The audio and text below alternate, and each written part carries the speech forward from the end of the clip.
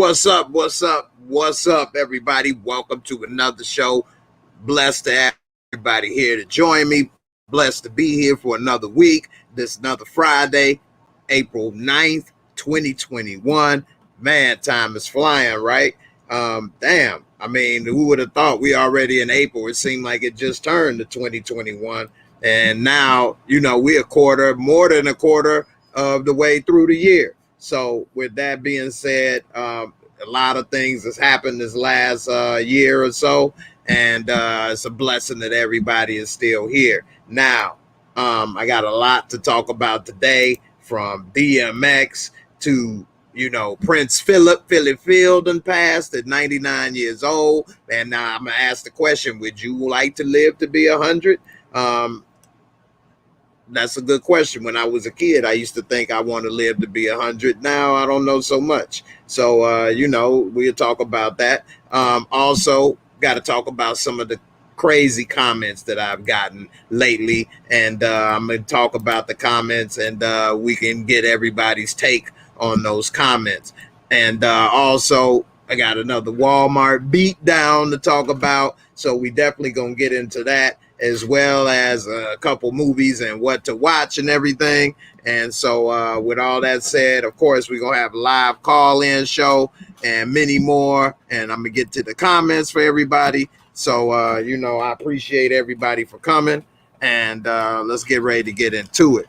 I'm trying to get my little drink on right quick, you know what I'm saying? But in the meantime, let's get this party started. Also, I want to talk about Paul Pierce.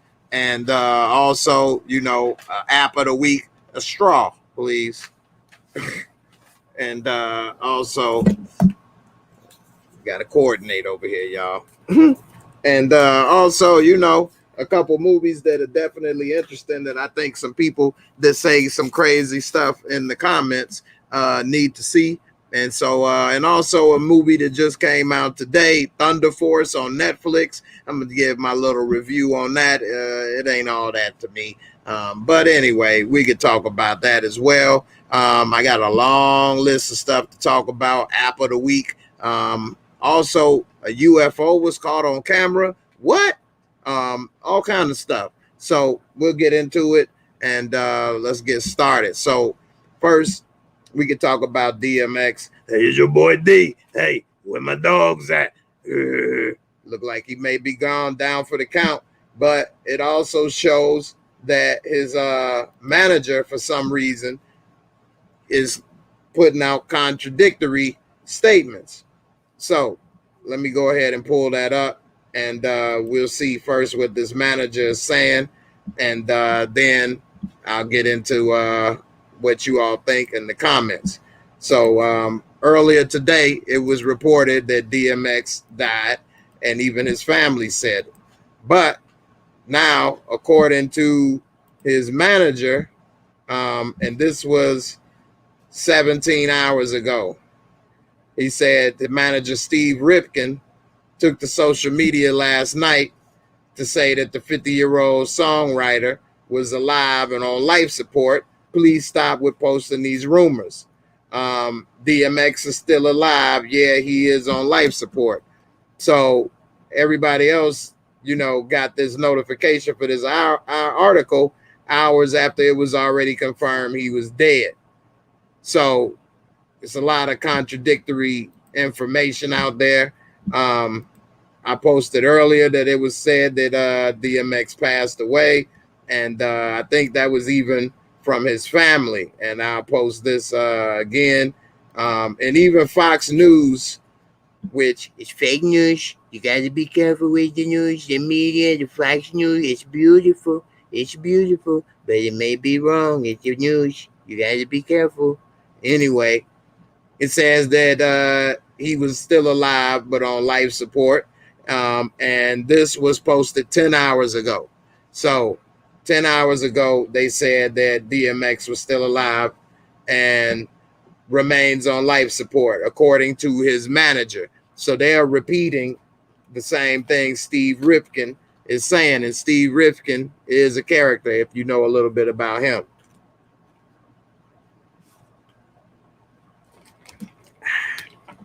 Have to get a little taste of happiness.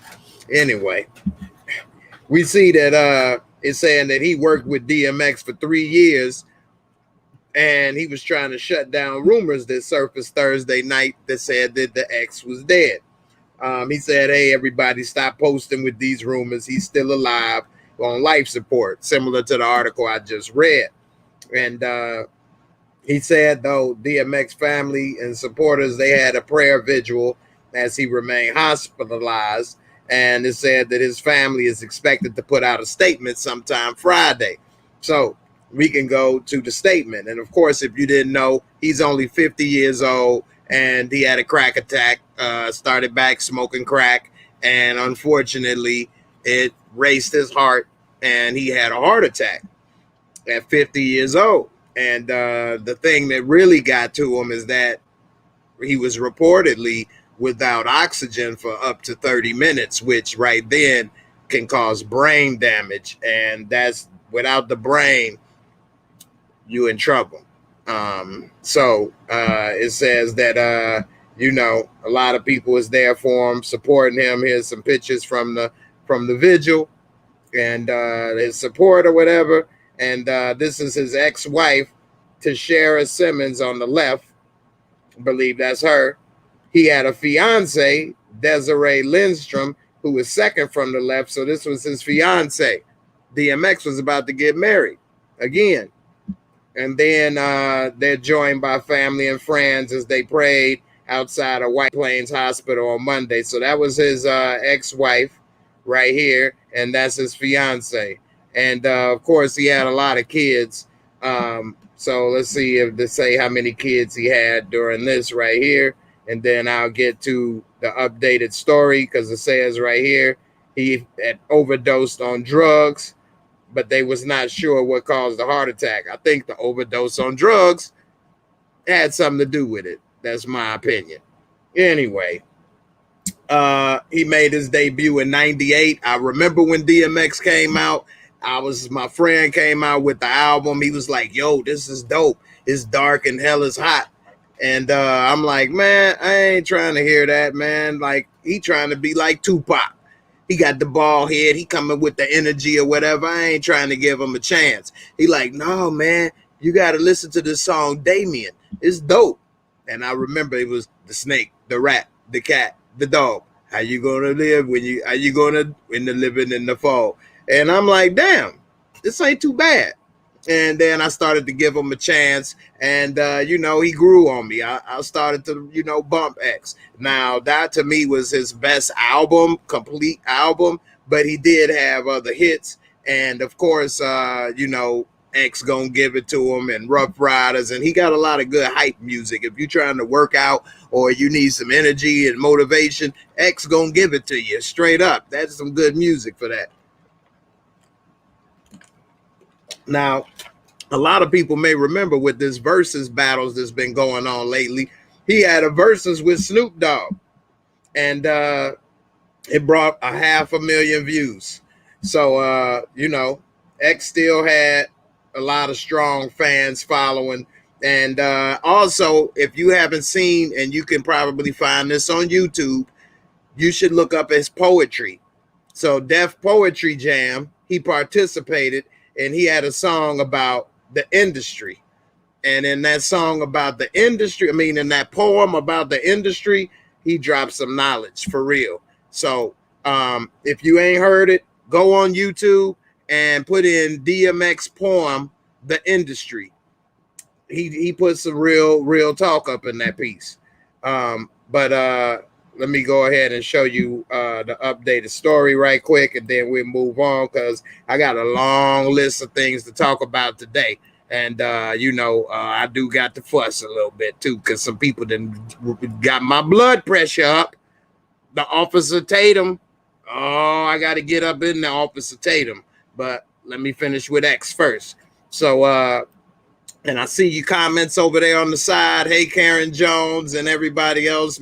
Me, Baker, Fudgy Babe, Jazzy Jeff, everybody. Sheena, what's up, girl? I'm going to get to y'all in a second, give y'all, you know, your shout outs, but I appreciate you. Let me go ahead with X. Now, this was released today, And it said that DMX, the gravel voice hip hop star who topped the charts in the late 90s, is dead at 50. Now, this was at 9:20 a.m. today.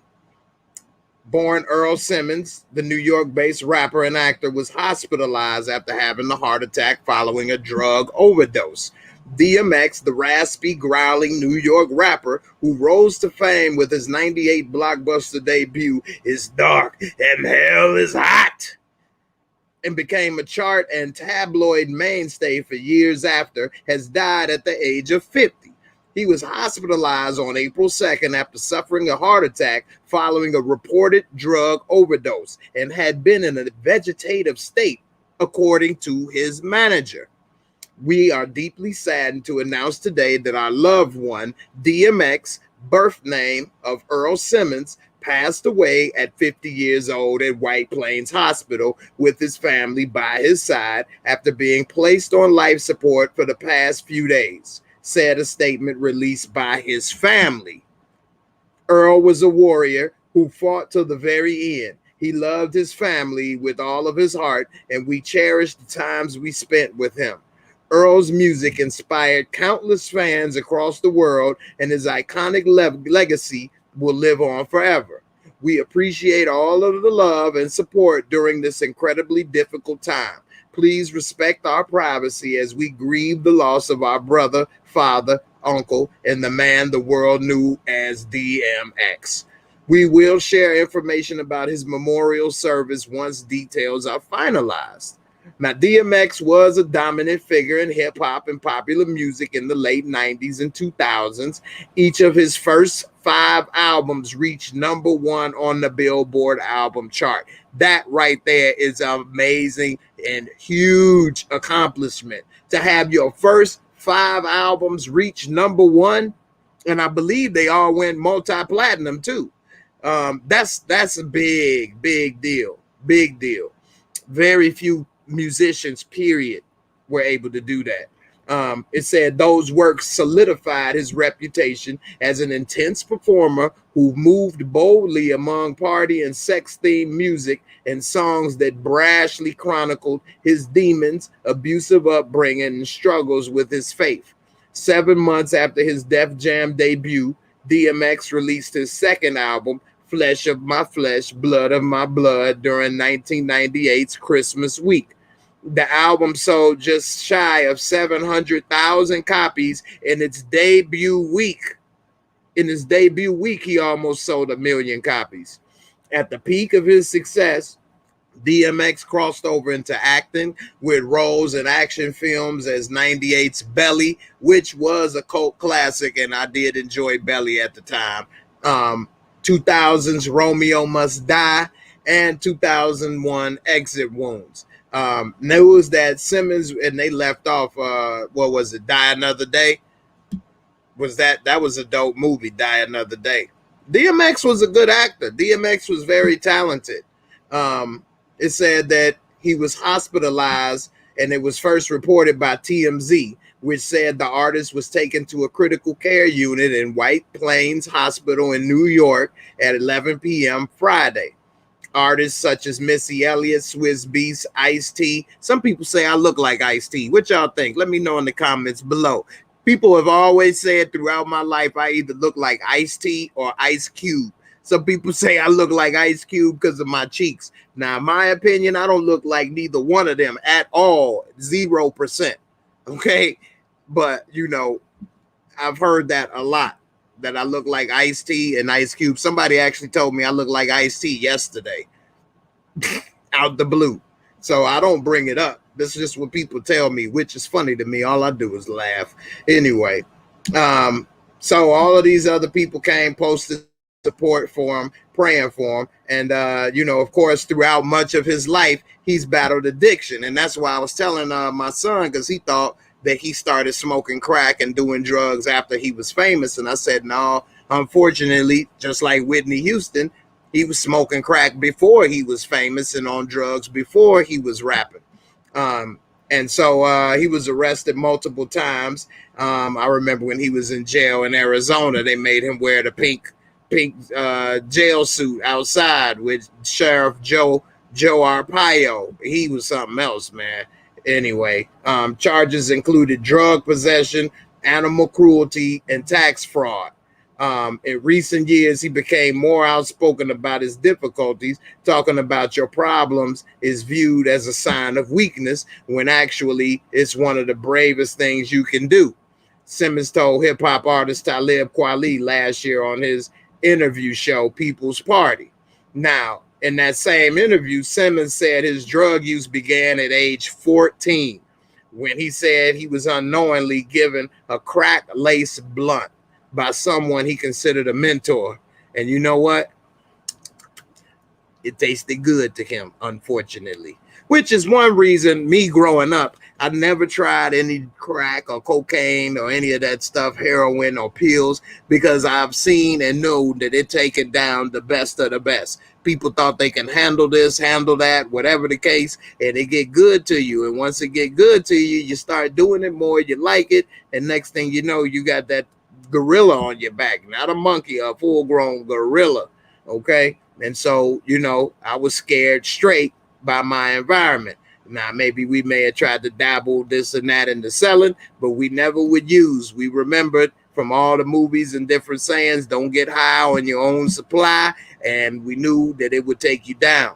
But DMX is older than me, and his generation learned the hard way, unfortunately. He said drugs were never a problem. Drugs were a symptom of a bigger problem. That's what he told Kweli.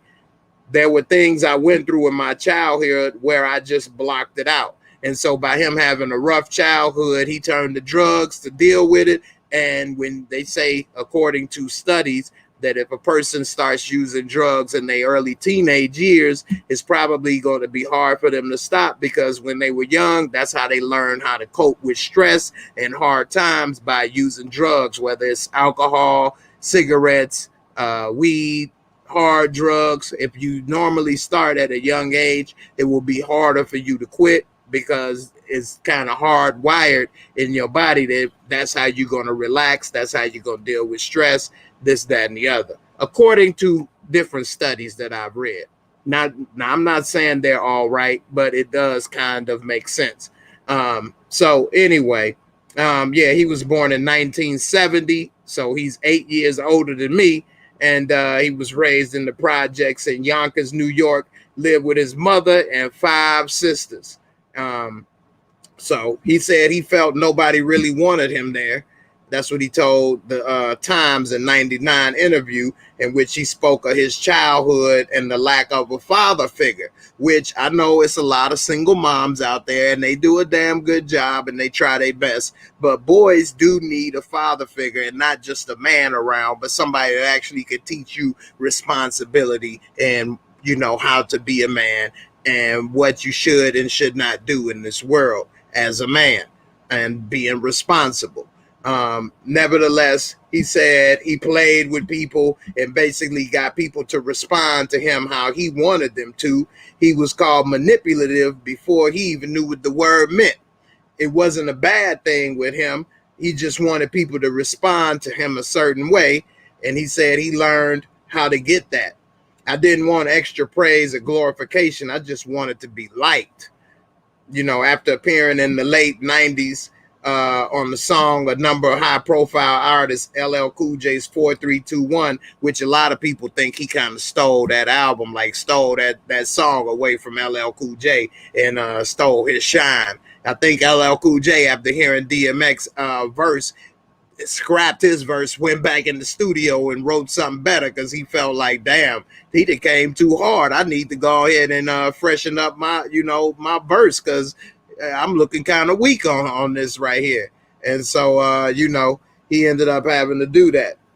But anyway, he appeared on a lot of different stuff, and his single "Get At Me Dog," That was the first one, which it was cool, but it didn't make me want to hear the album. But my friend, after putting on Damien, I was like, damn, he came with some little something. All right, let me give him a listen to. And I bought that CD, and I still have that CD from 1998 to this day. I'm the type of person, I like to keep my stuff. I don't really get rid of stuff. So, and I like to keep stuff in good condition. So I still got the CD over there to this day.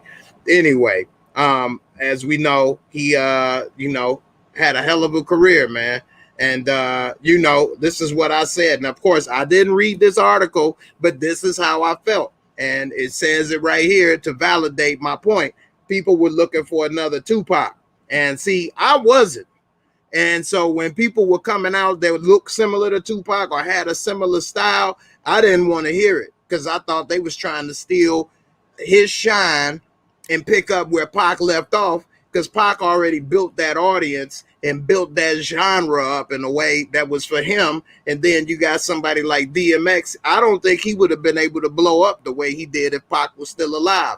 Not to say he wouldn't have been able to have a career, but to come out the way he did with the 5 #1 albums and get all that shine, like he was able to pick up a void that Pac and Biggie left behind. And I think the same thing with Master P. I think he came in at the right time, at the right place, and a lot of people was thirsty for good music, just like taking out the 2 biggest teams in the NBA. I mean, you'll have people able to pick up and do things that they probably wouldn't have been able to do had the 2 biggest teams still been there. But anyway, he did have that sort of energy and attitude about him like Pac, and it was nobody else like that. That's true. He did. And he almost had a similar style of rapping because he wasn't so deep verbally like, say, Biggie or Jay-Z. Pac was a lot more simple in his delivery. Not that he was, singing nursery rhymes, hickory dickory dock. You know what I'm saying? California love. He wasn't doing that, but his rhymes, he didn't use so many metaphors and similes and different things of that nature. So anyway, he was able to do that.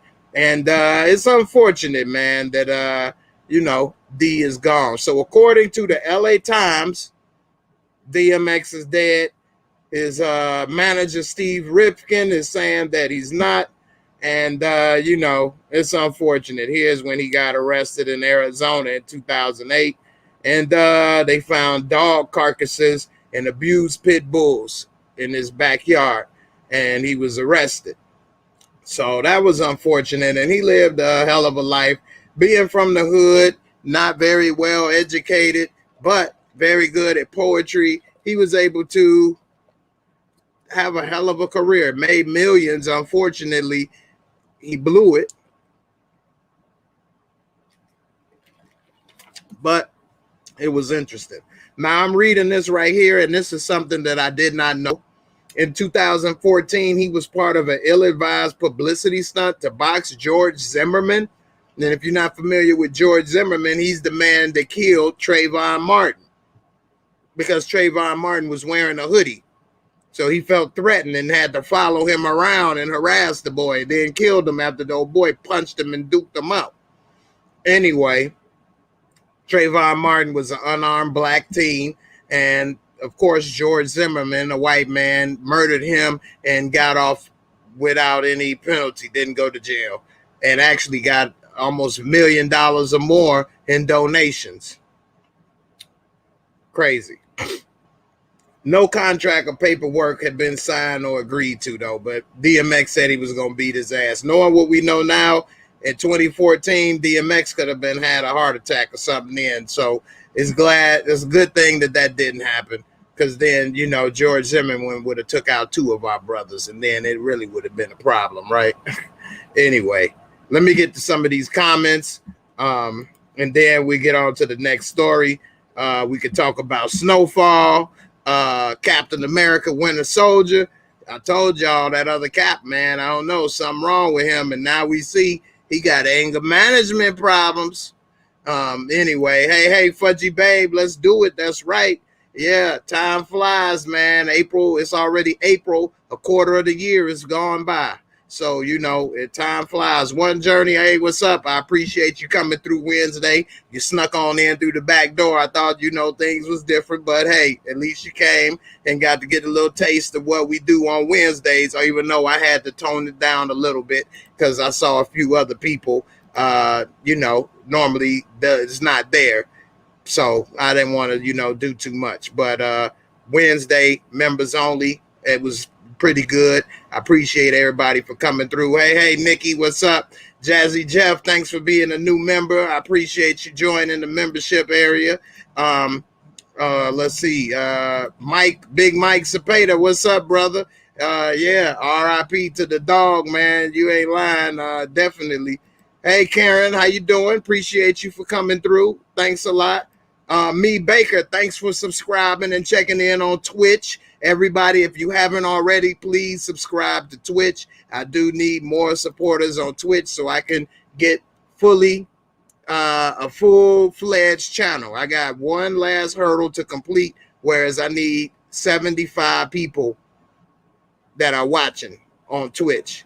So we got to get them numbers up. It's been pretty difficult, but we'll make it. If X was able to overcome everything he overcame in life, we can make it.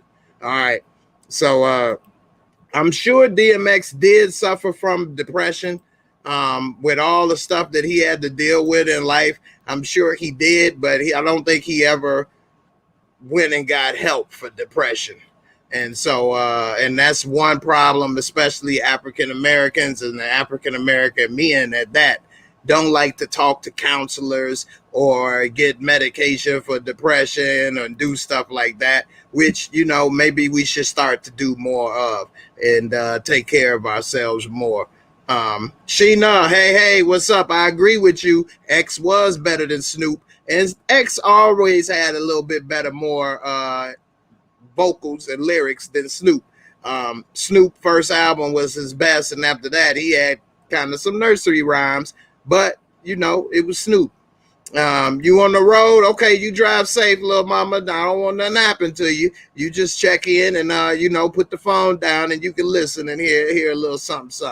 Louisiana boy, what's good, man? Appreciate you coming through with all the support as always. And you're right, Teddy finally woke Franklin up and he told him, hey, in the end, everybody is looking out for themselves. So you need to, you know, watch out for yourself. And hey, y'all let me know in the comments, what do you all want to talk about next? You want me to play the Walmart beatdown, another news story? You want to talk about Snowfall? You know, what to watch, a couple movies that I reviewed. I got a lot to talk about. So you all let me know in the comments. And by the time I get down there, that's what we're going to do. I go on to the next story. DMX was and is the best. He was your favorite rapper of all time. That's what's up. I'm slipping. I'm falling. I can't get up. I'm slipping. I'm falling. I can't get up. Yeah. Hey, DMX has some hits.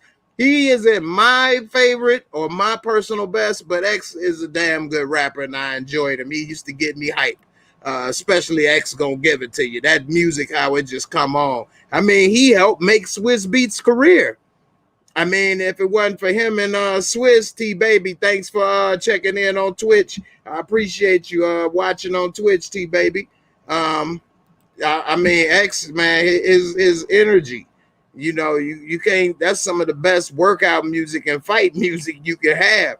Trini, what's good, Trini? What's up, brother? How you doing? CJ, you watching Flack, then I'll watch them giving Amazon Prime a chance. I don't know what you're talking about, man. I don't know about Flack. I have to look into that. Yeah, hey, X, man. I don't know if the manager is correct, Steve Rifkin, and what he's saying. So we'll see how it works, if he's actually telling the truth. But as far as I know, DMX passed away today, and even his family said that he passed away. You know, Teresa, that is kind of crazy, huh? This dude's still walking the earth, but a lot of other people is passing away, and he's all good. And of course, I'm not saying he should die. I don't wish death or harm on anyone. So don't anybody ever say Jay said this or that. But it is crazy how life turns out. Some people think, my damn sticker coming off, y'all. One person tried to say in one of my videos why I got a sticker on the hat. Well, people still keep the sticker on the hat because of authenticity. Goofball. Anyway, it's just crazy how life turned out, man. It's bums and people. I don't like to call them a bum, but you know, they in front of liquor stores begging for change or in front of gas stations and they all right. And then we got people that's dead that we would love to keep on this earth. And, you know, it's not fair sometimes how things work out. Chris, that's what's up, man. Snowfall was dope. And also, I got a info. Do you all know it's starting to be a beef between Snowfall and Power? Did you know that? I got a little something to talk about between the Snowfall and Power beef when I get to Snowfall. And also make sure that y'all stay because I'm going to be doing 2 giveaways today for Fam of the Week. So, you know, get your Cash App ready. Make sure you comment and stay productive. You know, hit the like button. And, you know, hey, I'm going to put out 2 cash giveaways today. So, hey, just showing love for everybody showing me love. So I appreciate it. CJ, you say Falcom show just didn't work for me. Just 2 more, thankfully. I don't know what your issue is. Falcon show is pretty good, man. You've been hating on it the whole time. It's just as good, if not better, than WandaVision, in my opinion. WandaVision was good, but this is good as well. And I think it's a little better, in my opinion. So, you know, hey, y'all let me know in the comments as well. Put a Falcon or put a Wanda in the comments. What do you all think was better and more enjoyable? Let me get a little sip of happiness right quick. Stony Rock, what's good, brother? Cocoa Butter Barbie, welcome to the show, beautiful. Thank you for coming. Depression is super common, but what they're talking about clinical depression is you can't get out of it. You're like stuck in a depressive state day in and day out. Even when good things is happening, when you getting some booty, you a little sad. You making millions and you still sad. It's a lot different than you know, the average person's depression that people go through. So that's the difference.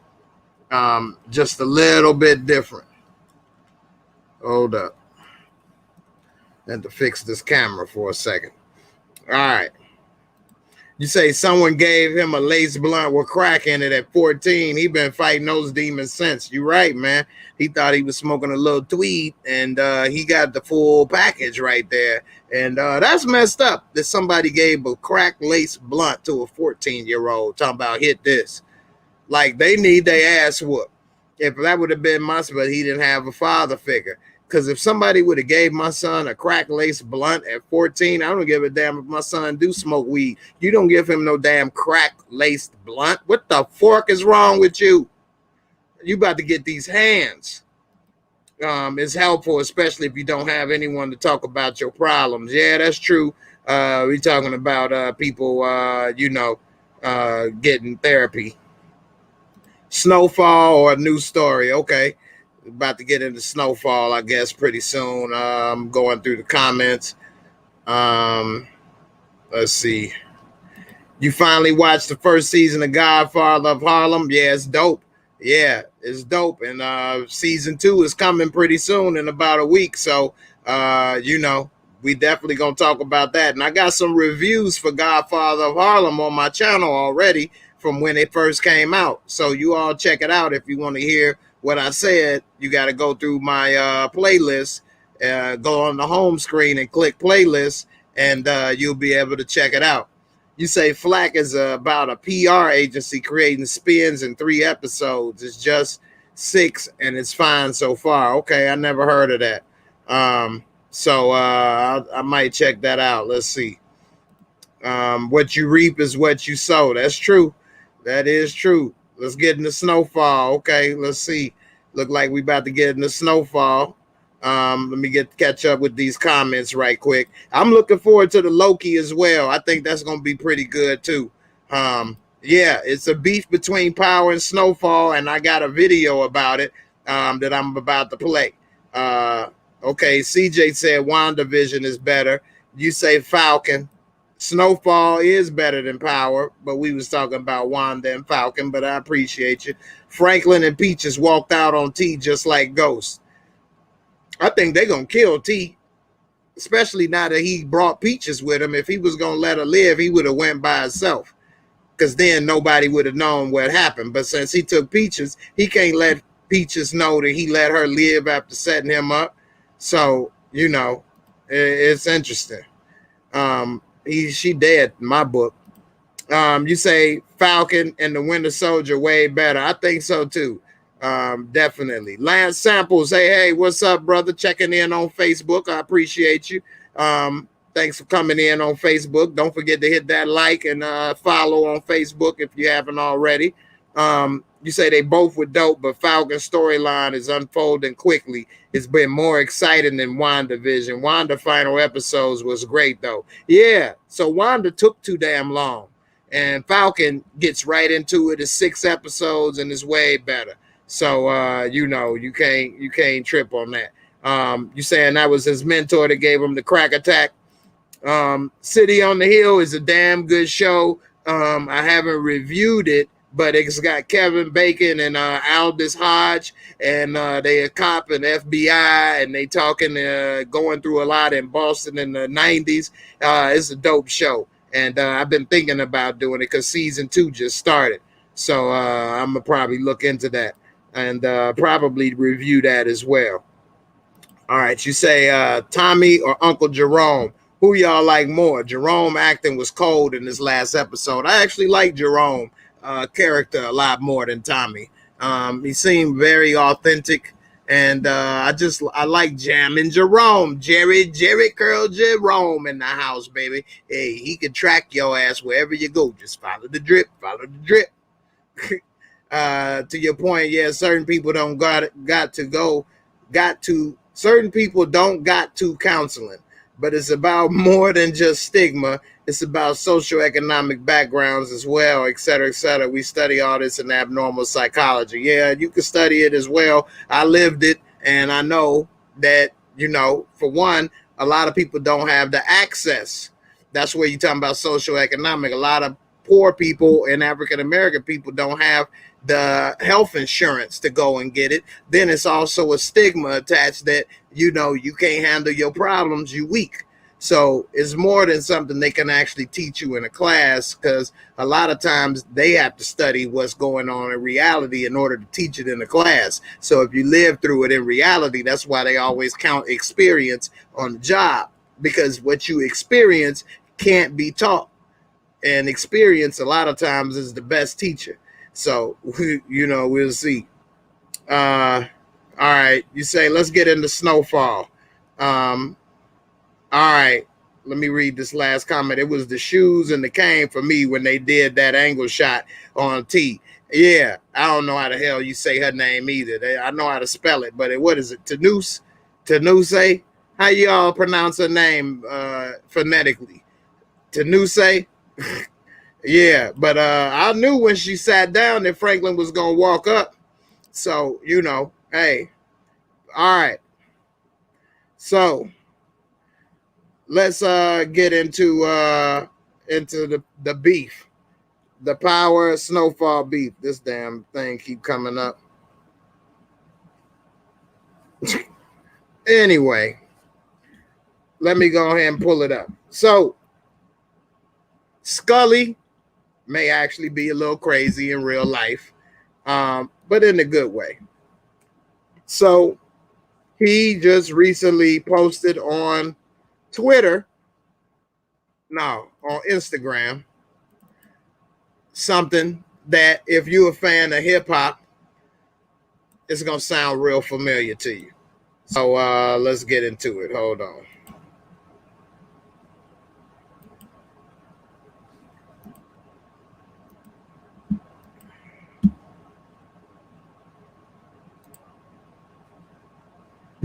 All I hate that when I got the little ones over here. I can't. Let me move that over. All right. All right. So let's hear what he say. If you don't want the executive producers all in the movie scenes, all on the TV screen, trying to steal the shine from the actors, come to Snowfall. Yeah, come on. You already know. One more time.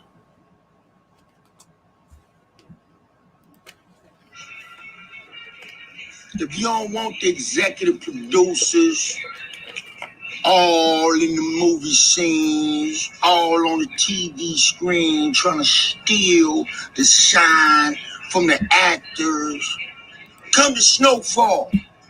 Yeah, come on. You already know.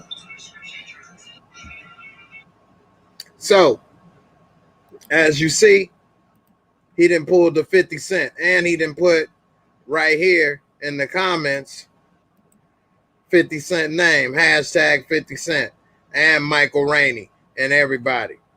And in the comments, 50 Cent, it ain't pulling up on here because I had oh, here it is. 50 Cent, every now and then I got a hater. Note to self, never give this ninja a job. Fork out of here. Green light gang. That's what 50 Cent had to say about him. Never give him a job. Michael Rainey, we all know why he loves Snowfall so much. Why? Because he like to get a little booger sugar indulgence himself. I don't know why he loves it so much other than the fact that he's on the show. So anyway, what do y'all think on this? We see that he didn't put that out there. You know what I'm saying? And you know, let's see. Who called it out? Yeah, he didn't Suge Knight him. So that was at the Source Awards when Suge Knight got on the stage and was talking about Puff Daddy. He said, hey, if y'all want to get in, you tired of being there, having the executive producer all in the videos, dancing in the background, come to Death Row. And that's basically what he done did. I don't know why he decided to come and take shots at 50. I don't know. Do you all think 50 Cent stole shine from the actors on Power? I never thought that. To be honest, I never thought that 50 stole any shine from any of the actors. I thought actually he helped the show by bringing a little credibility, and because the show was new, nobody knew who any of the people was. I knew Omari Hardwick from Next Day Air, and he was the cop in Kick-Ass, but I mean, I didn't really know too much about him. Pretty much none of the other actors. I mean, Natari, I mean, I seen her around in what, Lottery Ticket? But I mean, Notorious as Lil Kim, getting a little freak on. But other than that, I didn't know too much about, you know, yeah, he was Stacy in the Wood. But I didn't know too much about all the cast. So I think 50 Cent helped bring some, you know, credibility to the show and also more eyeballs to the show. You know, so I don't know. 50 stupid, he green lighted homie. Yeah, he did. And so, you know, I don't know. I don't know why he would do that. What made him decide to say that? It's funny, but I don't know if it was, you know, necessary. You say it's a little silly since 50 and Courtney gave them opportunities and promoted the hell out of Power. I think 50 being on the show and being executive producer helped promote the show. I agree with you. I think it helped bring more attention to the show. And yeah, 50, it was dumb to say 50 could have been the star of the damn show. So it was just dumb to say. And 50 actually wanted to be Ghost. In some of his interviews in the very beginning for season 1, he actually wanted to be Ghost, but then Courtney kind of talked him out of it, and then he realized it would have been taking too much time out of his schedule, and it was best that somebody else played it. But originally, he did want to be Ghost, which I'm glad you know, Omari Hardwick did get to be Ghost, I think it turned out perfect how everything went. Let's see. Kane never took a huge part of the show. Kane was a nice sized role, but it never felt like he was taken away from the actors to me. It never felt, I never felt that 50 took the shine from anybody on the show. Now, maybe they could have gave that role to a different actor and let them have that money and that part and that shine, but maybe it wouldn't have brought the attention and the eyeballs that it did and, you know, helped the show get the publicity it needed. You say he was supposed to be in it from the beginning. It's based loosely on him. That's true. Natari was the one you liked the most from 3LW. I knew about 3LW, but I knew it was the one girl that was dating Rob Kardashian. I don't know who the other one is, and I didn't know about Natari. I just knew that the 3LW, who it was, and that's it. You think it was a publicity stunt? What do y'all think? Is this a publicity stunt or is he serious? You say, man, look, one word, John Singleton, period. Okay, I don't get it, but okay, what? What does that mean? John Singleton. That's more than one word anyway, but anyway. I don't know. What do y'all think? Y'all let me know in the comments what's a better show, Power or Snowfall. Type in the comments, Power or Snowfall. What's the better show? Which one do you think is better? If you haven't seen both shows, you don't need to comment. Don't worry about it. We got Michael Rainey Jr. as an executive producer. I mean, that would be smart. And Michael Rainey Jr., man, he been putting in work. I'm going to have to give him a little more credit. I saw him as a little ass boy in that movie with Common called Love. His little ass was acting, boy. So we'll see. The Tejadas did Kane dirty. Hey, you know, that's crazy. Let's see. She had the voice. Okay, Natari had the voice. Yeah, she played Lil' Kim, so I knew that. Joseph Sikora killed it on Power. You was looking for the scene earlier when he found Keisha. I won't compare because I've never seen Snowfall. Okay, that's fair. You should watch Snowfall. You always suggesting shows for me to watch. You should watch Snowfall, CJ. You enjoyed Power. You would enjoy Snowfall. It's a real easy to binge watch. It's on Hulu. If you ain't had anybody want to watch it, it's on Hulu. And it's in season 4, and you can binge watch that real fast, and it's pretty good. The only episode I didn't like that much was the season finale of last year. That was kind of corny with the flashback and him kind of dreaming in college or whatever. But other than that, Snowfall is a hit, man. Snowfall is a hit, okay? A hit. And it's on FX.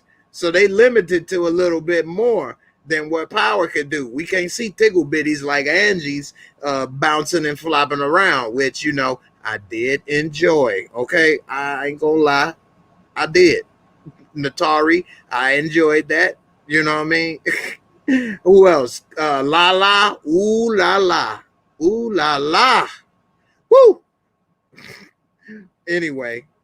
John Singleton wrote Snowfall and man classics like Boys in the Hood. Okay, yeah, I know John Singleton wrote it. He's dead now, but you know, Boys in the Hood, if you look back now, it's a little corny, but when it came out, it was dope. Snowfall's a better show. I agree.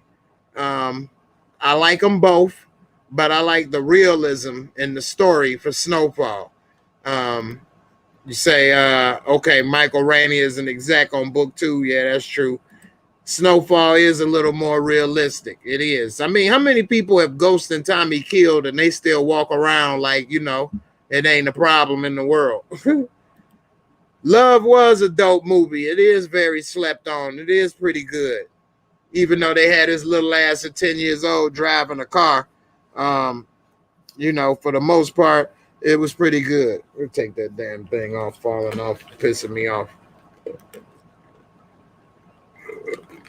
I haven't seen 7 Seconds. I have not seen 7 Seconds. This is a good point, Trini. 2 good black shows. Why do they have to beef? You don't see other shows from other ethnicities beefing. So that is a good point. Why does one have to be better? Well, that ain't got nothing to do with how it's black. Everybody rates movies and shows, period. It don't have nothing to do with black or this or that. Is people enjoy some shows better than others. That's why I got the most score. That's why it's ratings on IMDb. Game of Thrones and all kind of stuff is rated different things, and people enjoy different things. Cisco and Ebert with the 2 thumbs up. You got Rotten Tomatoes with the ratings. So that has nothing to do with the show being black. People rate and enjoy different shows, different reasons. One better than the other, more enjoyable than the other.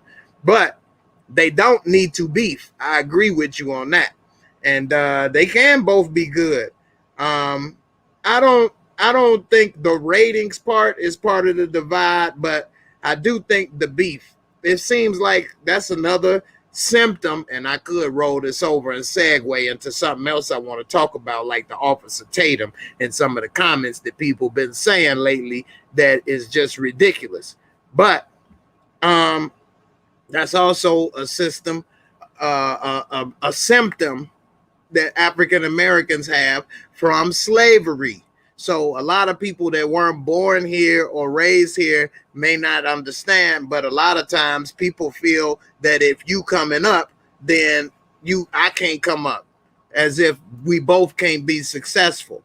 And that was all put into favoritism and house Negroes and field Negroes, and certain people get to have this, certain people can do that. And if you're light skinned, the brown paper bag test and all kind of different things that made, African Americans hate on each other. Your hair is nappy, or you got good hair because your hair is closer to a white person, or you light skinned so people like you more, or you dark skinned so you ugly and stuff like that. And everybody, you black ass this or that.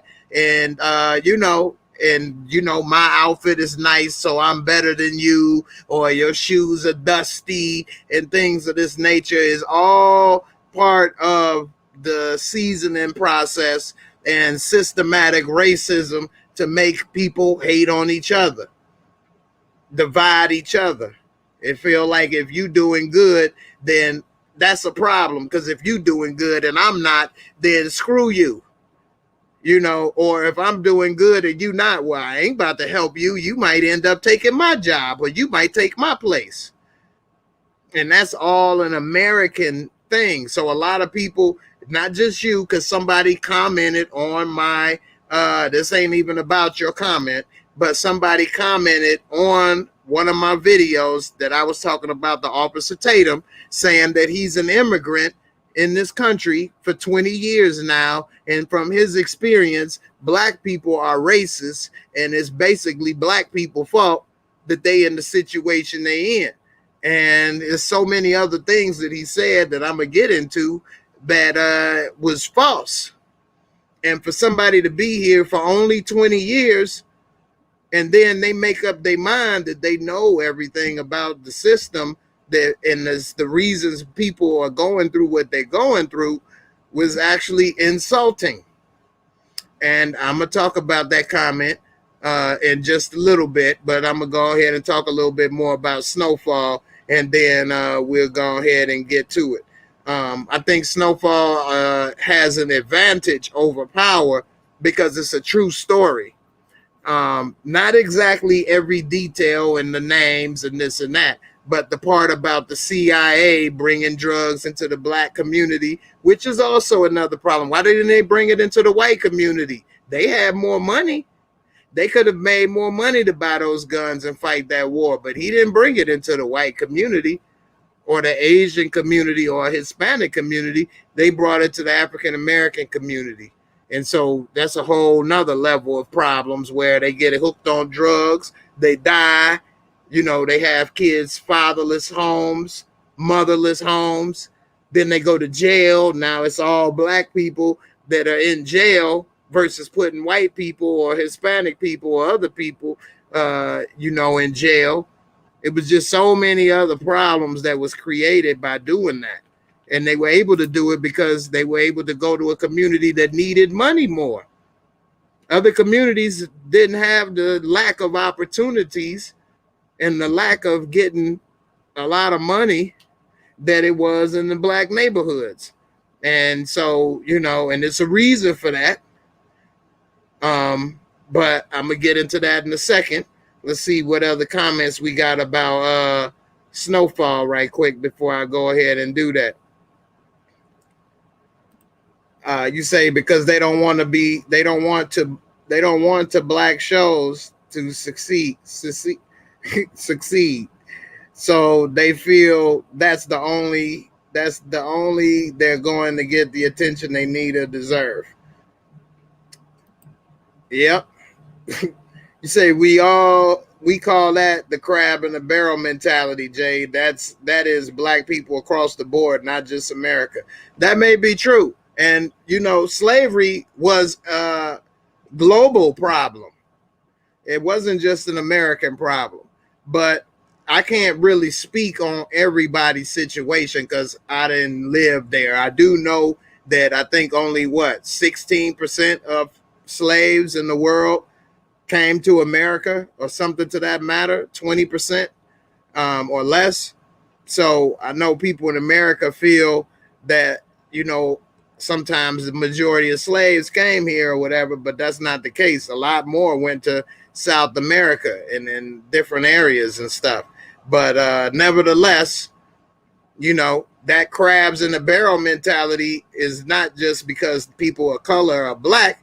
It's because wherever slavery existed or wherever it was a colonized place, that's what happened. Like in Africa, it's not so much that. I mean, don't get me wrong. People, period, of all races, colors, and creed can have this problem. Normally, it's maybe in poverty, though. So you very rarely see this when people are successful and have this issue. So like this, they're both successful shows. They're not stealing viewers from anybody. Like people that watch this show will watch Power and vice versa. It's no need for that, but that's what's happening because a little bit of that still creeps around in people's psyche.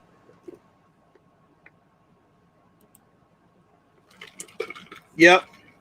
He did a show with Candace Owens. He's a self-hating black man that says some of the damnedest things. And the problem is when you repeat some racist things and stuff, and then you're African American, it makes people that are racist or people that don't know the truth because you're saying it and they already had these preconceived notions of stuff. They believe that they're right and that you're speaking the truth because you're repeating stuff that they already felt or agreed with. But neither people are right. You're both lost and saying the wrong things, but because he said it, they agree with it because that was how they felt anyway. So, it's really messed up. I got a lot to talk about him. Damn, man. I'm going to have a long show tonight. Right now, we at the 1 hour mark. So I think I'm going to do a cash giveaway. We had 30 people, but once I started talking about some knowledge, a few people left, which is another thing. A lot of people don't like to get no knowledge. It ain't entertaining. And sometimes that's a problem with people is they like to be entertained all the time. And, we need to get a little bit of, vegetables on our plate with our steak sometime. You know what I'm saying? You can't just eat red meat all the time. It ain't healthy. You got to get a little vegetables, mix it in, and get a real full course meal. So the CIA stuff, yeah, we could definitely talk about that. What's up? Let me know what's your thoughts, and I'll definitely start rambling. Because we already know. I just broke it down what they did in the black community versus why and all of that. Just so if it's something specific, let me know, and I definitely talk about it. Big Mike, you say what was the music show with Terrence Howard that 50 was beefing with? Empire. It seems that every black show, does have a little beef with each other. 50 is known to be petty though and start beefs, but he was trying to get at Empire because they always had a lot of guest actors and stuff on the show, and he used to try to say that they was pathetic or this or that because they need some famous guest on the show every time, which was crazy. I got a long list of stuff tonight, sweet. I didn't cover a few things, but I still got a whole lot more to go. So I got to start, chopping it up. I'm about to do this Fam of the Week giveaway, and then we can talk about, I got a Walmart beatdown number 2 that we can talk about, and then we can get to some more comments. So far, I done talked about what? DMX is dead, Snowfall, and Fam of the Week. And then also I want to talk about Derek Chauvin and his lawyer. I got a UFO on camera while they was doing the story. I got a 3 ding-a-ling, baby. I got to talk about the 3 ding-a-ling, ding-a-ling-a-ling, baby. 3 ding-a-ling-a-ling, baby. Let's go. I can have a threesome all by myself, mama. You know what I'm saying? Knowledge does feed the soul, man. You can't walk around without no knowledge. You basically the walking dead.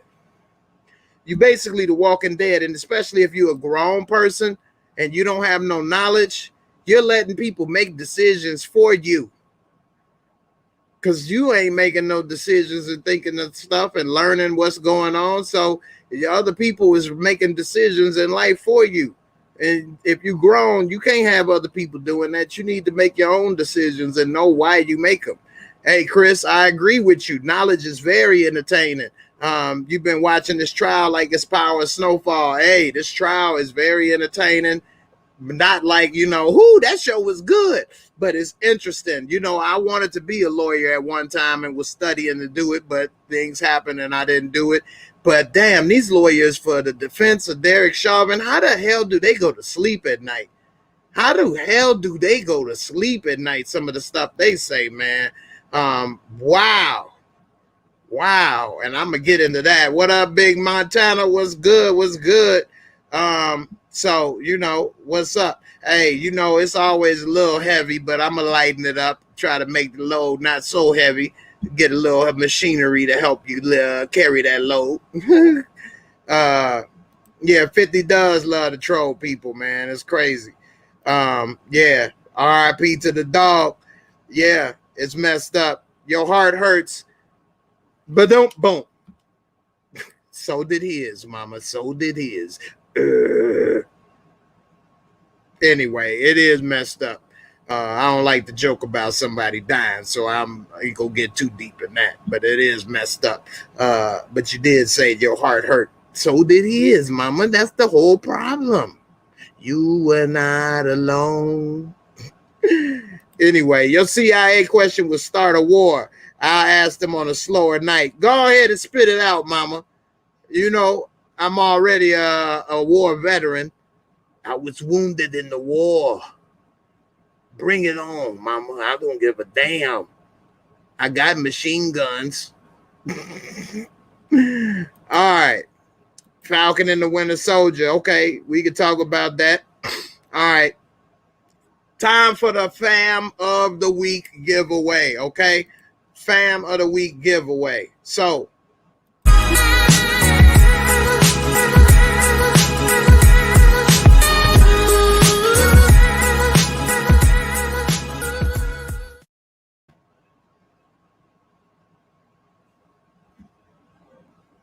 all right. I hope y'all like that. I tried to put that together, tried to get a little fancy, okay? I worked hard on that 10-second clip. Please, if you haven't already, hit the like, subscribe now. let's get into it. Fam of the week. It's a $10 giveaway tonight. $10. I got another $10 giveaway later, so y'all can walk away with a Twinkie. Okay, or a 2-pack of Twinkie if you're lucky. All right.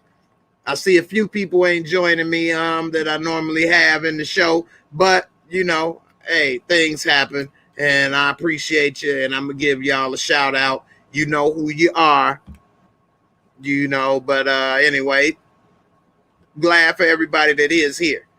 All right, so the way that you can win the free $10. First, of course, you need to have a Cash App. And then secondly, let's see. Okay, right now, put in a number between 0 and 99. That's all you got to do. Put in a number between 0 and 99. And I'm going to use my raffle app on my phone. And I'm going to shake it up live. And it's going to randomly pick a number between 0 and 99. And whoever's the closest to the number wins a free $20. You get a 10 and 10 10 figure. You want a 10 and 10 10. So go ahead and put them numbers in. 0 between 99. Go ahead. While y'all doing that, I'm going to pull up the app. This app is called Pretty Random. Pretty Random. And as you see, they got the 0 between 99. This is a test run.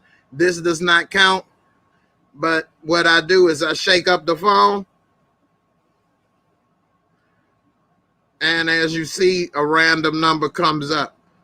Just like that. That wasn't real. So, if you ever looking for a raffle app, you know, this is a pretty good one. Okay. Hey, Brother Ben. Thank you, Brother Ben, for the support to the channel and everybody that's been supporting the voices. I appreciate you with your donation on the video earlier. I was somebody was bothering, but not bothering me, but I was distracted and I didn't get to see it until it was too late and I couldn't comment. So the voices, thank you very much for your support as well. I got one more minute and then I'm gonna close up, you know, the numbers. So whoever got their number in, make sure you put it in. You got one more minute to put the number in, and then we're going to move on to the next topic tonight. So right now you got about, I'm looking at the timer, you got about, let's see, you got 40 seconds. 40 seconds to put in your number. While you're doing that, I'm going to have a little sip of happiness. Yeah.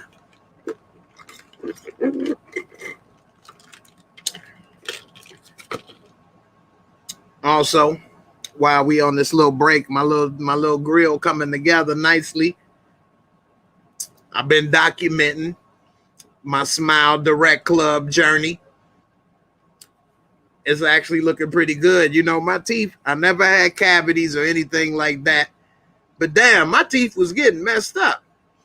They were starting to shift as I get older, but then I noticed my gums was getting bad and stuff. I'm like, damn. It was pretty jacked up. So not only did I use the Smile Direct, which has actually been working better than I expected at that. I did switch up the toothpaste I'm using, and damn, that's really working well too. So I will be giving an update on the members only channel about my Smile Direct journey. And when I'm totally complete with the journey, it takes 6 months. Right now, I'm in month, 3? I'm halfway there. Actually, yeah, so I just started month 4. Because by June, I will be done. In 6 months, I've been putting up 5 fingers, but in 6 months, you can have your smile changed. And it's actually working. And I do have the code where you can get some money off if you decide to use it. And I will be posting that. All right, let's get to these numbers. All right, let me post all the numbers that's in here. We got Stony Rock with a 61. We got Chris with an 8. Ill Woods 97. Sweet with a 72. And Mike with a 72. Y'all both got 72. Sweet called it first though, Mike. Sweet was in here first. So Mike, put in another number. You know, put in 71 or something. All right. Trini, you got the 11. Brother Ben, you got the 56. Montana, the 7. Fudgy Babe got number 1. Trini, Fudgy Babe already got number 1. You already put in 11 already, Trini. You said, okay, never mind. You saying one number, folks. Okay, I get it. My bad. You telling me, okay. Yeah, only one number, y'all. Alex, you got the 6. Hey, I hope you win too. If you got to get that 10 and 10, 10, I hope you win. Let's see. DMX was gone too soon. Mike, you got 73. All right. Tyresa, a 20. And Desmond, a 24. Okay. The numbers is closed. Desmond, you the last one. Hey, I'm working on it. I gotta eat. My handicap parking spot is about to be closed, y'all. Hey, no free parking. This ain't Monopoly. Ain't no free parking up in this piece. You need to pay to play, okay? All right. Time to shake it up, shake it up, shake it up, shake them. Rolling in the circle and watch me break them with the 7. 7-11. Who knows what I was just rapping? Put down the name if you know. I'll do something special for you if you guess what verse that was. All right. Time to shake it up, shake it up, shake it up, shake them.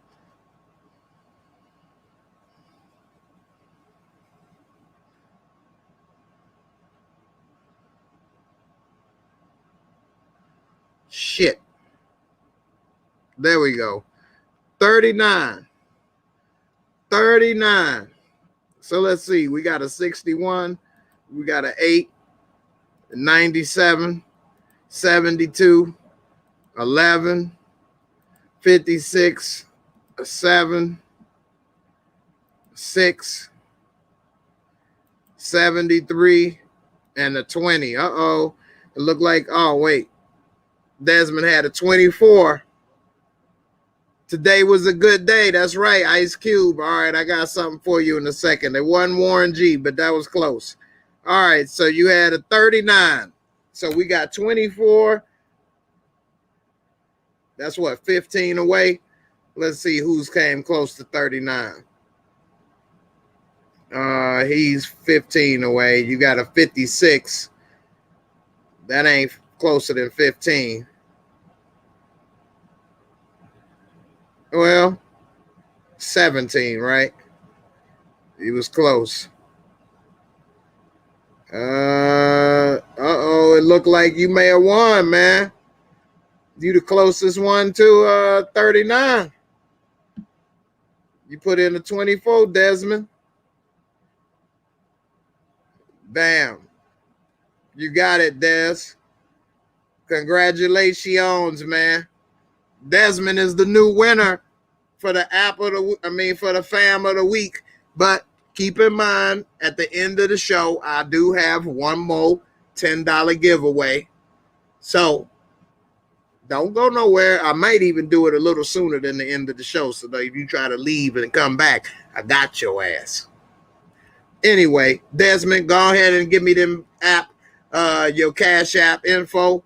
And I'm going to go ahead and slide you the 10 at 10, 10, brother. Sweet Serenity. No, it wasn't Warren G. It was Ice Cube. Today was a good day. Coco, thank you. Hey, they said they're going to make me beautiful. I said, what makes me beautiful, okay? Go ahead and give me that pretty smile, mama. I need to have a good smile and try to get a girlfriend. Give me something nice, mama. Got to look beautiful for the cocoa butter Barbie. I can't be sitting here talking and got a wrecked grill. That's embarrassing. I got to get a little cuter. Like my mama say, let me see the teats. I got to get my teats together. And I ain't talking about no chocolate mousse cow.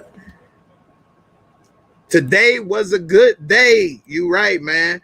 Today was a good day. I didn't even have to use an AK. That's what I had to do for you, man. I'm going to shake a little something for you. Shake them up, shake them up, shake them up, shake them. Woo! All right. Let's see. Good day. That's right. Rose would be more dangerous than Duda. She's got an agenda and I don't trust her.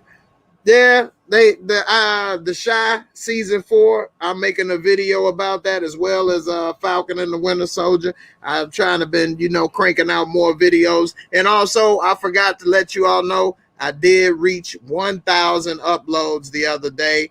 And damn, man, it's all thanks to you guys. Yeah, I did the work, but you guys gave the support. And if I wasn't getting the support that you all have given me through the years, it's been 4 years now.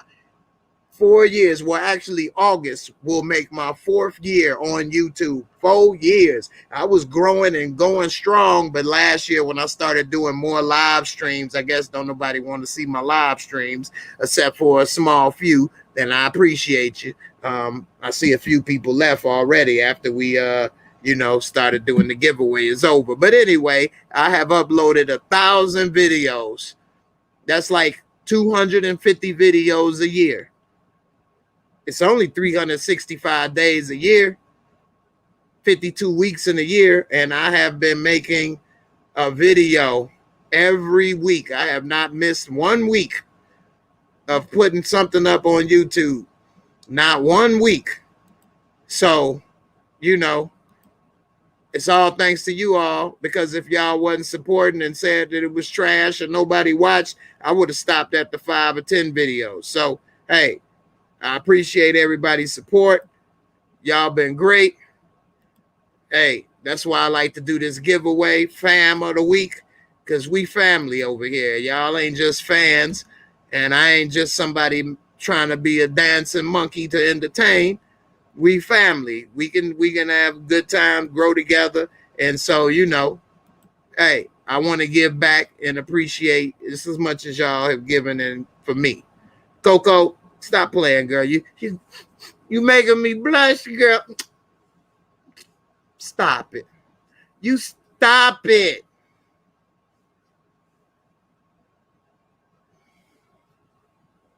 Don't play. Twan, don't play. I used to be all right. From here up, I'm about a 5. Anyway, you just got through listening to Warren G. That's why it's in your head. All right. I have to regulate.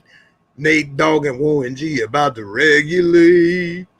Do do do do do do do do do do do do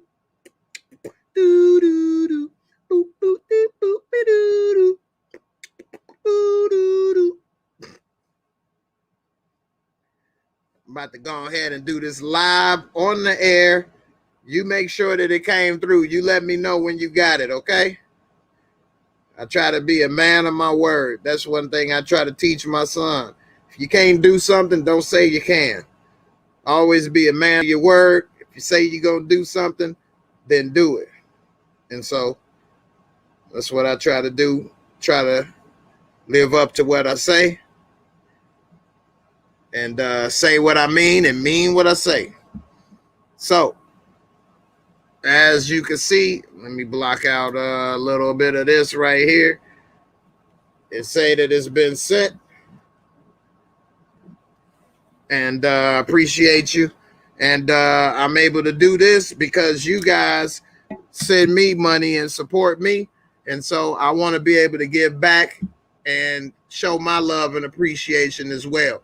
You guys have all done more for me than I believe I can ever do for you. So if you all enjoy the show and have a great time and like talking, hey, I appreciate it and I love you all. And I appreciate each and every one of y'all. We all got parts to play. Some people may not be able to donate, whether it's $1 or more. Some people can. Hey, some people maybe like to watch the show, maybe don't like to come on and talk or show their face.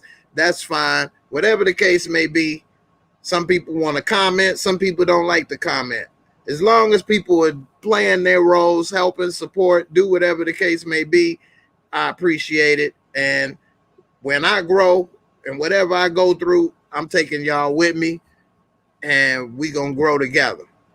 There ain't no crabs in the barrel here. We some free crabs, and we ready to pinch and grab every little thing we can, and we coming to the top. We done bust out the barrel. If I make it, then y'all make it. All right. Hey, appreciate it. You said you started back in 06 until I got hated on and lost your channel. Now you be chilling watching me. I appreciate it. Thanks a lot. And I'm sorry that you got hated on and lost your channel. I mean, that's happened to me, getting hated on, and it actually made me depressed. And it made me stop producing videos as much as I used to and in the same way that I do. But through you guys' support, kind words, people like Sweet Serenity, Fudgy Babe, other people, Sally Ann, the list go on and on. I don't like to name people because I'm going to leave people out and I'm going to forget, and I don't like to do that. But you all know who you are. You guys have helped encourage me and keep me going. And some people say that what I've said and done has helped encourage them to keep them going. And so I'm happy that I've been able to help, and I'm definitely thankful you guys have been able to help. Fudgy Babe, thank you so much for the support. And, it's like I say, people like yourself that has helped keep me going. So I appreciate it. Without you're not a man or a woman. I don't know what you're trying to say with that. What do you mean? Without you're not a man or a woman. I don't get it. Uncle Cliff. Hey, Uncle Cliff is gonna let you know one thing, all right? Y'all better come on down to the pank, okay? Hey, you stop it, sweet. You stop it, sweet. I'm gonna make sure you get up on that pole and make that money, sweet. All right? Uncle Clifford don't let you know, hey, you better come get that money, baby. Uncle Clifford. Now, where little murder? Where little murder? Because I'm trying to get him to murder something else. You know what I'm saying? I'm trying to get him to murder this little trunk. Because I got some junk in the trunk. I need you to murder all that junk. Okay? Because little murder ready. I don't know about little Marcus. But y'all better come on down to the pank. All right? Uncle Clifford don't play. Thanks for that money, baby. Thanks for that money. All right, mama? You got it? Hey, I'm glad you got it. Thanks for your participation.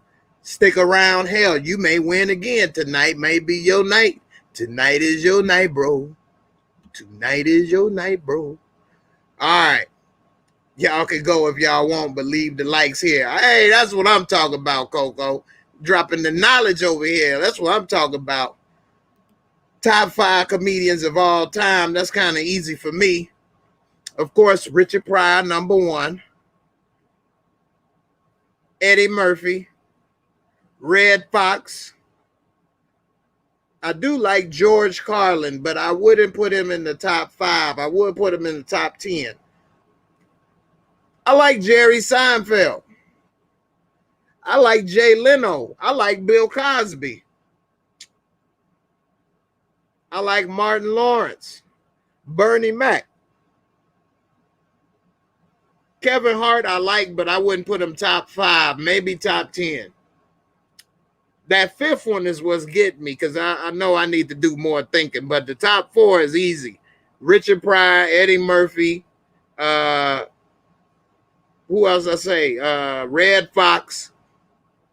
Y'all name some more in the comments. Maybe I'm forgetting. Who did I say was the 4th one? Smoking too much weed like DMX. But that's a good one. You're right. Each one teach one. That's the way we do things. I think they were referring to keeping your word without your word. You're not a man or a woman. I think that's what they were saying. Okay. Yeah, because I didn't know what you meant by that, but I appreciate it. You say, and Jay, sweet ain't her behind up on nobody's stage. I guess I don't know what. Yeah. All right. Without your word, you're not a man or woman. You're only as good as your word. Wasn't finished the first time. Okay, I got you, and I agree with you 100%. All I have in this world is my pulse and my word. All I have in this world is my balls and my word, and I don't break it neither for no one. Okay, man? Okay, chico? Said, I wouldn't put Said in the top 5. Lavelle Crawford, no. Lavelle's funny, but he ain't top 5 for me. George Carlin is dope. And, that's a good one. I have to do a little more thinking. All right. Let me go on to the next thing. All right, I got a little something funny right quick. 2 things. Paul Pierce. Paul Pierce got fired. Now, Paul Pierce is an NBA legend. Okay, he won the championship with the Boston Celtics. He retired after like 18, 19 years in the NBA. And now he works for ESPN, which is a Disney-owned company. For those who don't know, Disney owns ESPN. So, anyway, he works for ESPN, and he just posted on Instagram the other day that he was at a party, at a house party, and of course he's a multi-millionaire. He done probably made almost $200 million in NBA salary, so working there is just to have something to do. It's busy work. He probably getting paid a couple $100,000 a year to talk about basketball. Like, he don't got nothing else to do. He retired at 39 years old, which is very young, and you got $100 million and you ain't got nothing to do. Anyway, Chris Rock. I like Chris Rock. Dave Chappelle. Damn, I forgot. How did I forget about Dave? David. Okay, that's a good one, Young Slim. So, Richard Pryor, Eddie Murphy. I said Seinfeld. Seinfeld, Red Fox, and Dave Chappelle. Dave Chappelle. Seinfeld is dope, man. Seinfeld is dope, man. His stand-up and how he deliver and talk is dope. Bill Cosby is almost up there as well. Damn, man. Top 5 is hard. But, yeah. Chris Rock and Dave is definitely there. So, anyway, it was his damn house. He shared it, which is one thing I try to tell people. Stop putting all your damn business on the internet. Some people say, well, I would follow you on Facebook, but I don't want to do. Don't post nothing you don't want on there. Don't put your business on there. So anyway, he in his own damn house, and he had a couple fine little sisters in there. And of course, they got girls twerking in the background. One girl popping that thing like it ain't no tomorrow. Okay, you go on with your bad self, little mama. He getting a little massage rubbed down. His eyes is pretty glazed over. And it did have another video with him smoking the bliggity. But he is in California where it is legal. It is his private business, but he did post it publicly. Anyway, this man got fired for ESPN for this. Do you all believe Paul Pierce should have been fired? Let me know in the comments. Here's the video. On Instagram. Monica, you should be here. You could make some money, girl. Stop playing. Monica, what you doing? Guys, throw some fucking chips, man.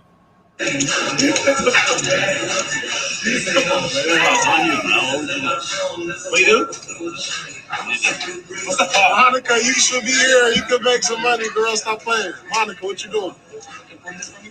Nah, he got the little cutie. He telling other girls come through, make some money.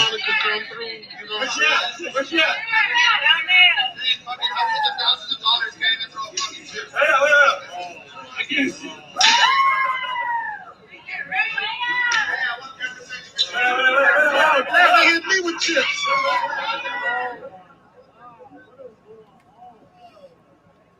She is popping it for nobody. I mean, it's only one person there. She was working it for that one person though. But who is she popping it for? Everybody else is behind her.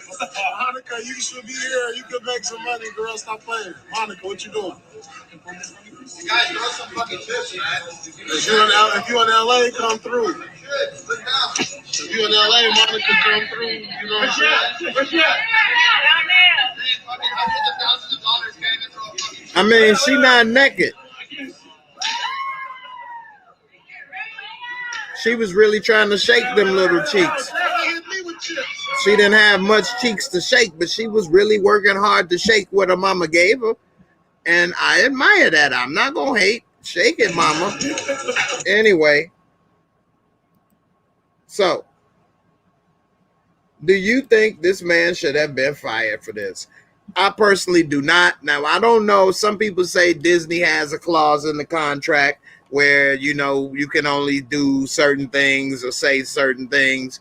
And, you know, it's like a morality clause or something like that. I'm not sure about that and the details of that. And if that's the case, then he should have known better. But she was trying to do a little something strange for some change. Ain't nothing wrong with that. It was a recession. He just helped the economy. That's all. I mean, what's the damn problem? What's the big deal? I don't think he should have gotten fired. That's an interesting question right there. Not a lot of white guys post this kind of stuff. I don't know why he felt the need to post that publicly. But he also posted a video of him smoking the bliggity. Why? Even though it's legal, it was unnecessary to show that. And that goes with a whole nother thing of everybody, even a famous person that's rich, everybody need to be famous and put your business out there and stuff. And I don't know, you know, why do you do that? So that's two-part question. One, should he have been fired for what he did? And two, why do everybody need to put their personal business out there like that and show the world stuff and then saying this? Why? You say you understand the question, but you don't think the answer is ever just a point of yes or no if they should lose their jobs. You may be right, but like, you know, damn, I don't think he should have lost his job for that. He didn't say or do anything illegal. And, you know, I don't feel that should have been the case. But I'm sure you let me know. I'm going to send you. Hold on. Let's see if I can.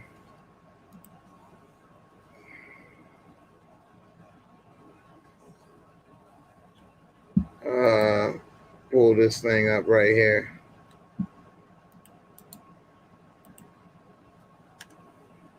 All right. I just sent you something sweet. So let's see. The issue is image, and SM is not going anywhere. That being said, I don't think this should have been live for everyone to see. I agree with you. I don't think it should have been live, and I definitely don't think he should have been fired, maybe disciplined, suspended if that's the case. But it's quick they'll get rid of a person of color real fast. But we can see all kind of other people that have infractions or whatever, and they get suspended, come back, and do things. Now, it is different when it's on video, just like Ray Rice, for example, didn't have as much problems he had until it came out on video. Then he got blackballed. His wife got black-eyed, and he got blackballed. That was just a bad combination. You say, personally, you don't think he should have been fired for this, but we truly don't know what is ESPN policies, though. Hard call when we don't have all the facts, and I agree with you on that. It is hard because I say, like it said, if it's said in the contract, you know, a morality or something like that, then that's on him. He blew it. But if that wasn't the case, then, you know, I think that was kind of messed up. You don't think so either. However, ESPN is owned by Disney and their behavioral clauses in their contract.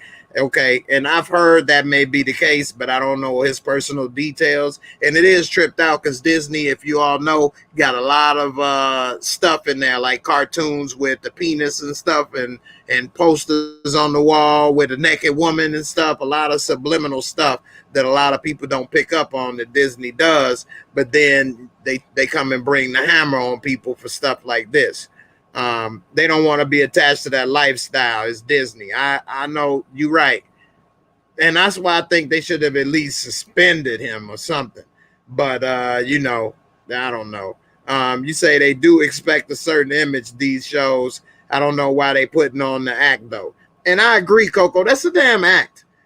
He a grown ass man, and I don't think fans of the show or of basketball would have seen that and said, "Oh hell no, I'm never watching the show that he's on again because he had girls popping it, or he smoked weed." I don't think so.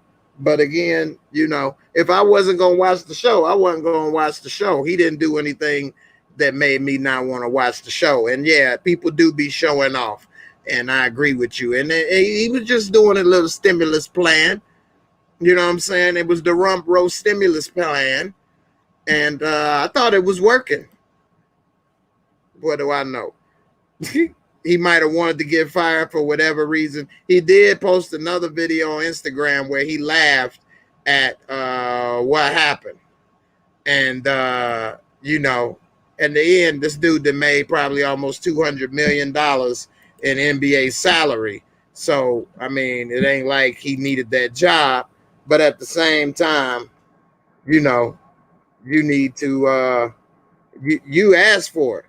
Just like some people like to say stuff and be like, well, I don't need this job. Well, what you apply for it for? And you got a point there. They do have a lot of different and unique shows on their Disney Channel now. So I think they got a show with 2 men and a baby or something, or 2 women and a baby and all kind of stuff. And this was his personal private time, but he did make it public, which was unnecessary. You say he represented in the live a particular lifestyle that isn't congruent with what he does for a living. It's unfortunate and not fair, but it's the way it is. That's true, but I don't know. He does for a living is talk about basketball. I mean, it ain't. That's why I don't think he should have got fired. It ain't like he a politician or doing stuff with children or something to where the kids is gonna be like, oh wow, he likes the ladies. Hey Carlotta, how you doing, sis? Let me show y'all this right quick, and then I'm gonna move on to the next subject. So basketballreference.com is where I go to find out anything about anybody that played in the NBA. If they played one game for 1 minute, they in here. And also you can go down to the bottom and they got football, baseball, hockey, different stuff. And so they break down all the information. They got everything. I love statistics, and also I like history, and I love to learn stuff. So that's how I know how much they make in basketball salaries. For example, let's type in Paul Pierce. He retired in 2017. He's 43 years old, born in October 77. I was born September of 78. He 1 year older than me.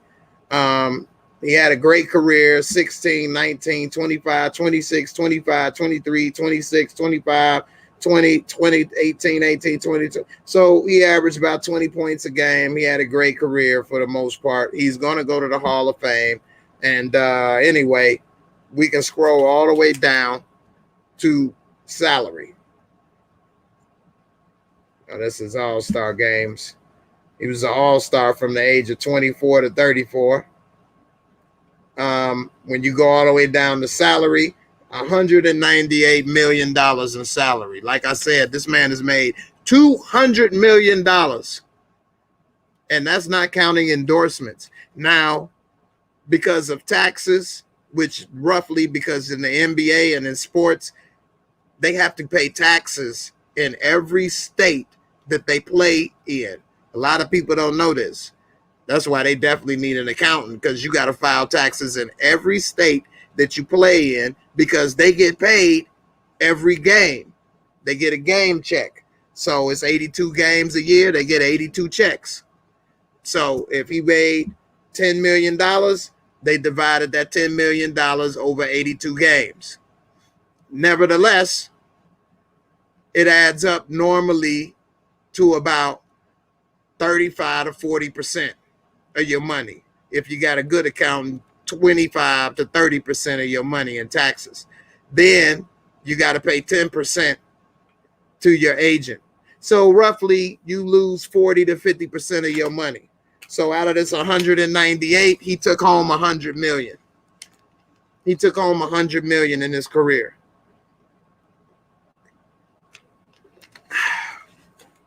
And he's only 43 years old right now. He retired 4 years ago when he was 39. So with that being said, he ain't worried about it. And, you know, it's unfortunate. But, I mean, what else would a young man that's single do with 100 million? Now, some people in the chat was saying, where's your wife? I'm not sure if he's married or not. If he was, then that's a personal problem and he was dumb. But anyway, you say if it was Tom Brady, they wouldn't fire him. Probably not, but Tom Brady wouldn't do that. But you're probably right. Hey, Christian, how you doing, sis? John Blaze, what's good, brother? Thanks for coming through. All right, let's go on to the next subject. I got a lot to talk about. So Prince Philip, this will be a short one. Prince Philip, and after this, I'm gonna talk about app of the week, and then oh, wait a minute, I've been saying about the Walmart beatdown first. Let's get to the Walmart beatdown, and then we could do Prince Philip right quick. So Walmart beatdown number 2. Hey man, Walmart crazy. And Walmart is asking for trouble. All right, let me pull this up. Some people think that it was an NFL star involved in this fight, but it's come out that it wasn't an NFL player involved in this fight. All right, so this latest Walmart beatdown.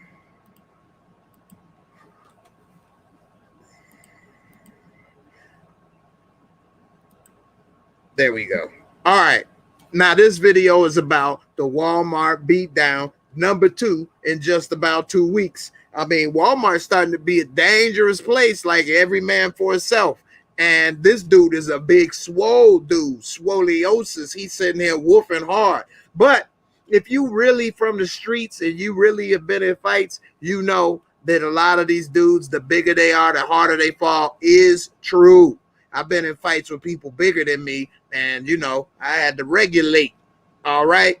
Anyway, the thing is this, what a lot of people don't know is a lot of big dudes don't get tested because they big, they can wolf, and they intimidate people, and they actually a lot of times don't know how to fight. And if they do beat up somebody, it's because the person is scared, paralyzed with fear, and they let them basically whoop their ass because they didn't fight back like they should. But this little dude didn't play that. Homie, don't play that, okay? And be careful going to Walmart. I love online shopping. I ain't got time for this. But the funny part about this video is the two sisters, they doing a little play-by-play commentary, you know, like it was an NBA game or, you know, Max Kellerman in a boxing match. So let's hear what the ladies say, this filming this, and let's watch this fight. Be careful who you talking to out here, people. Stop arguing with people in public. You will get hurt.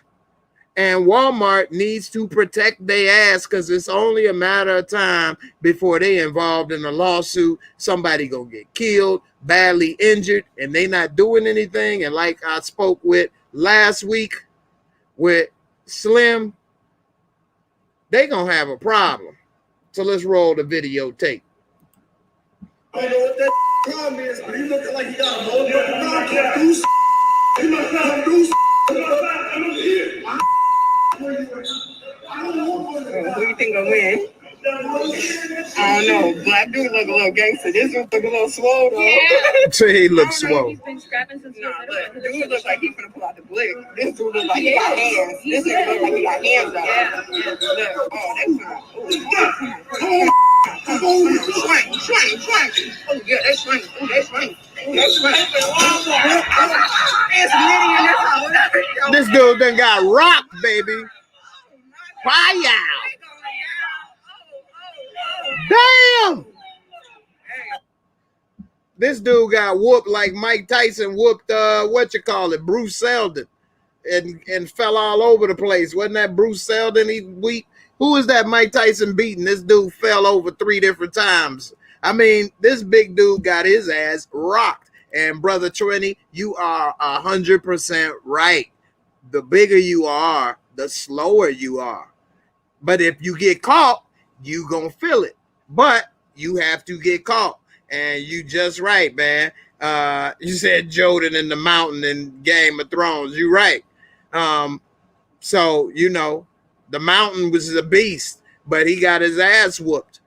But dude started boasting and talking too crazy, and he got his head smushed in. Nevertheless, don't let that mountain catch your ass. I'm going to go ahead and play it again. The little Webby Walmart YouTube video. I ain't see it. That dude was all muscles. Boy put the hands on him. He did. He put the foo-fops on him. You know what I'm saying? Let's hear what he said. All right, I'm going to replay it one more time.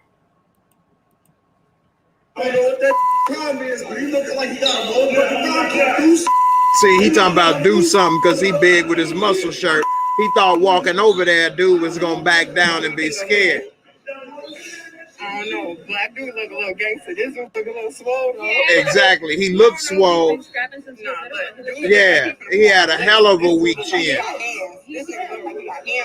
Look, he came out. Whenever you see somebody come out and they doing the little Texas two-step, he got the prison fight stance right here. He about to whoop that ass, boy.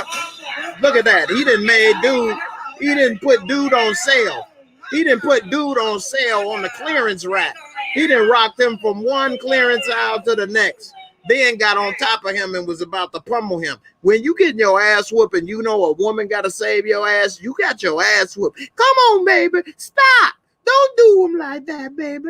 Don't do him like that, baby. Stop. And your big ass, help. But he was just talking about, so come on, what you want? Huh? What you want? Huh?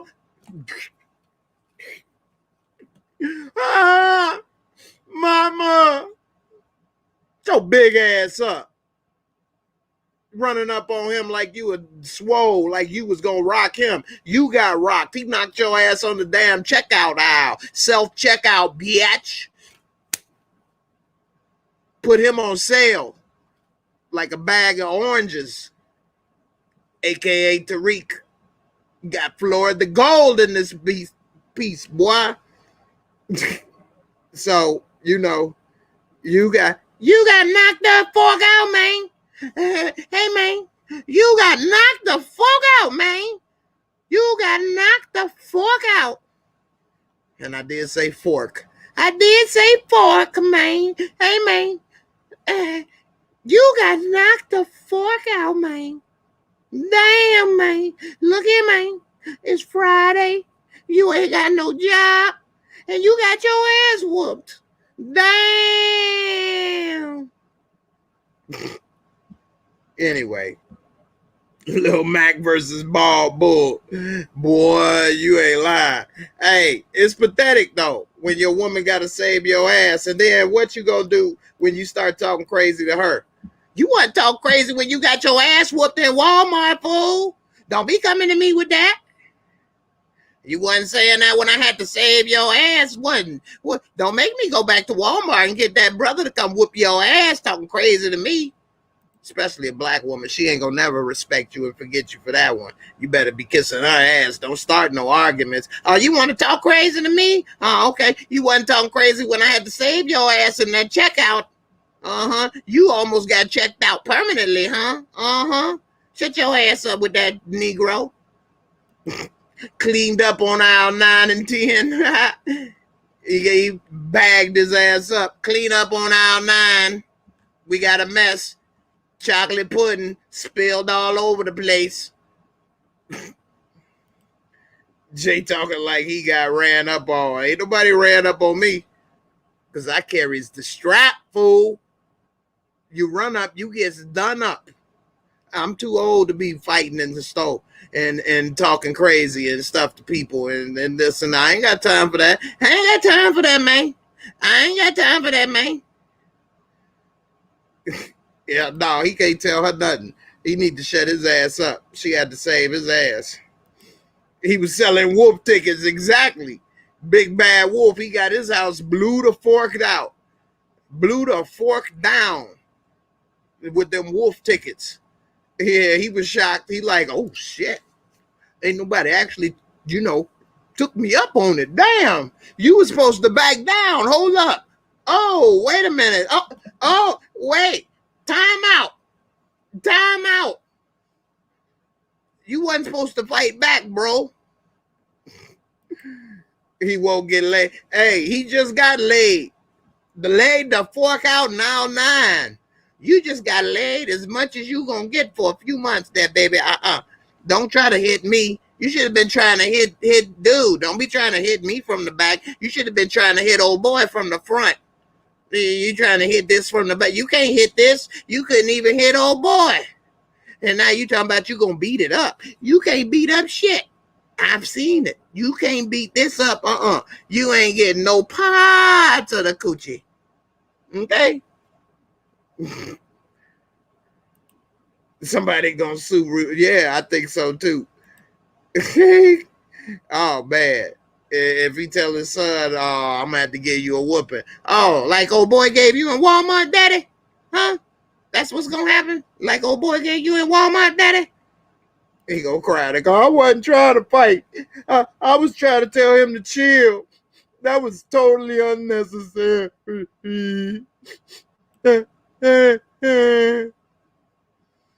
Anyway. All right. Time to move on. Let me do this one real quick. It ain't gonna take that long. And then I got some more stuff, and then I'm gonna put up the live call-in link if y'all want to come on in and call on in. So Prince Philip, 99 years old, passed away. He was the husband of Queen Elizabeth. So he died after 99 years. This article is about why he wasn't called the king. But that ain't what I'm about to talk about real quick. What I'm going to talk about is he lived to be 99 years old. God rest his soul. Because, hey, whatever it was, I don't like to wish nothing on nobody. Even like Derek Chauvin, as bad as he is, I don't want to wish death on people. But he does need to go to jail for life. But I don't like to, want to kill people or wish that they did. Anyway, it's unfortunate. We all are going to die. Nevertheless, would you like to live to be 99 years old? Y'all let me know in the comments. Who wants to live to be 100? When I was a kid, I used to think, I'm going to live to be 100. I want to be 100 years old. Now, my opinion, I don't want to live to be 100. Nothing to do with personal, health or whatever the case may be. Chances are I won't live to be 100, not even close.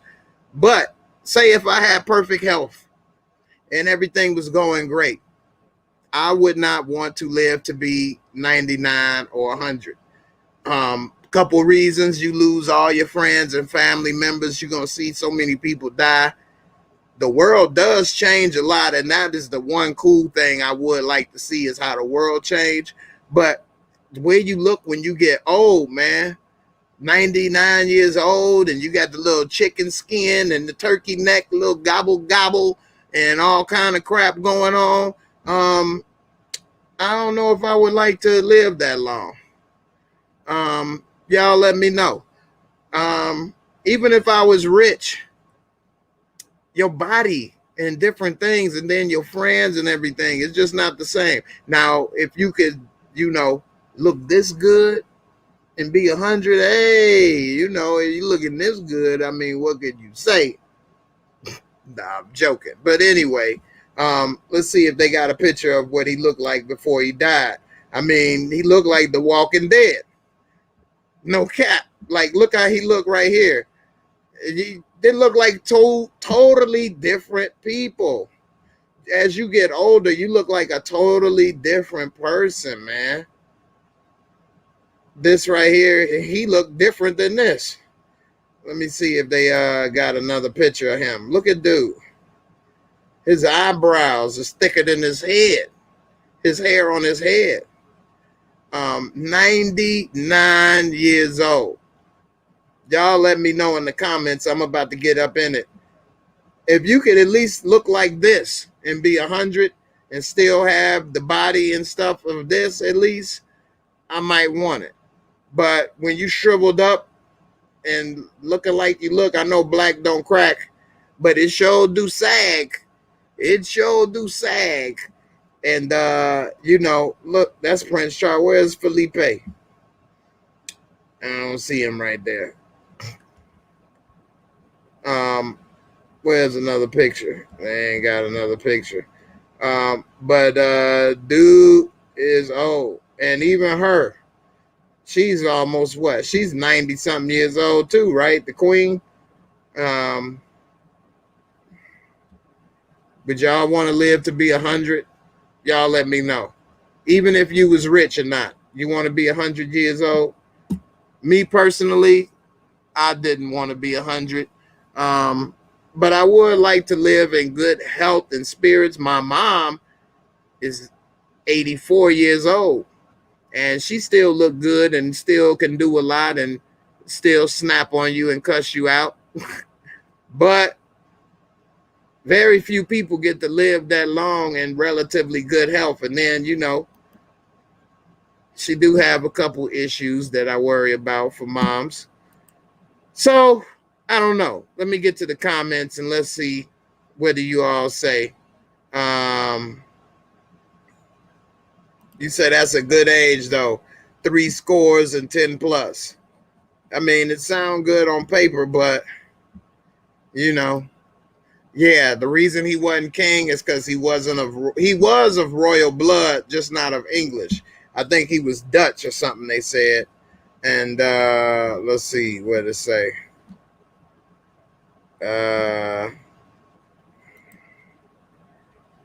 He was the Duke of Edinburgh. He married her 5 years before she became the queen. He wasn't given the title of king because he's actually the former prince of Denmark and Greece and was never in line to the British throne. But when she became queen after the death of her father, she gave her husband the title of prince. So, it says right here, he was never supposed to be called prince.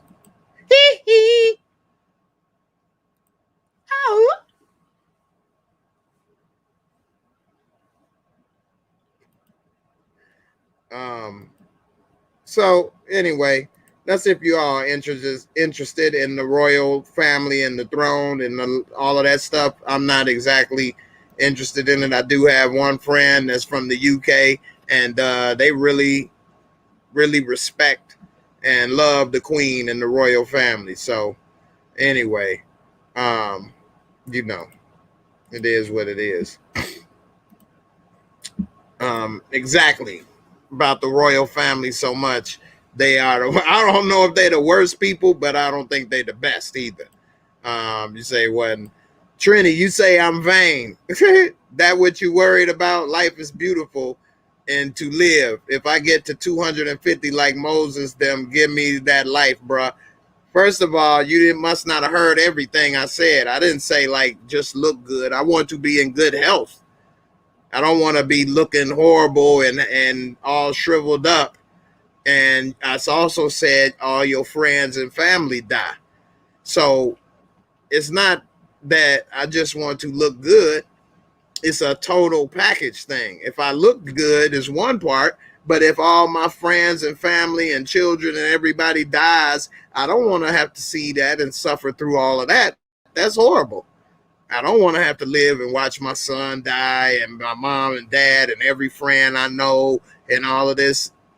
Probably a couple times you would see that, depending on how long you live. 250, everybody you know will die 2 or 3 times. You would meet everybody like that. That's a lot of heartache. We was talking about, people dealing with stress or, whatever the case.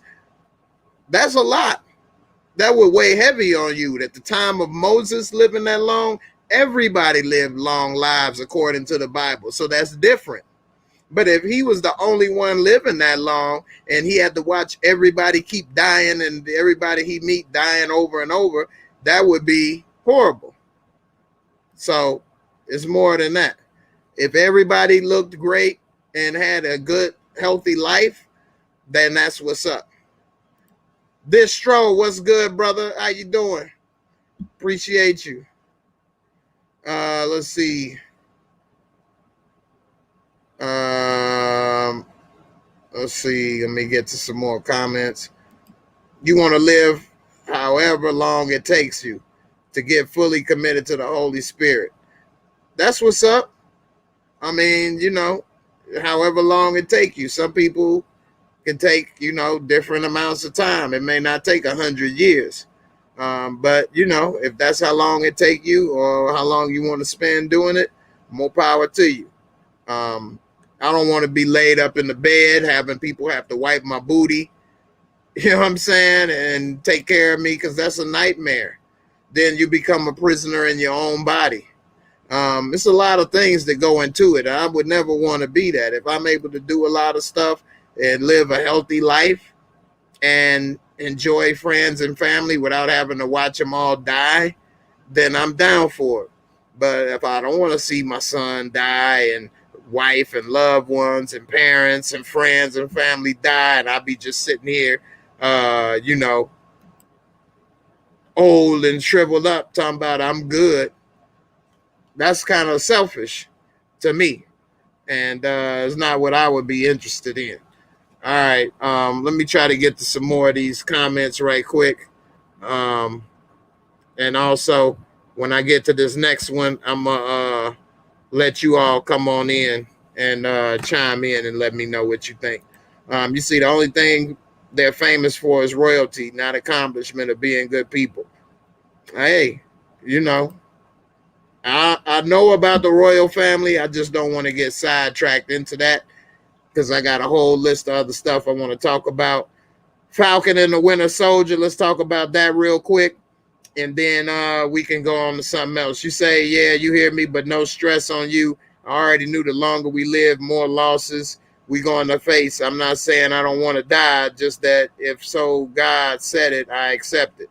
Well, I mean, that's true, but at the same time, I don't want to be living, it's a such thing as quality of life too. And so just because you alive, like DMX, they could have kept him alive to probably be 100, but he would have been brain dead and on a respirator. What kind of quality of life is that? So, I know that's an extreme case.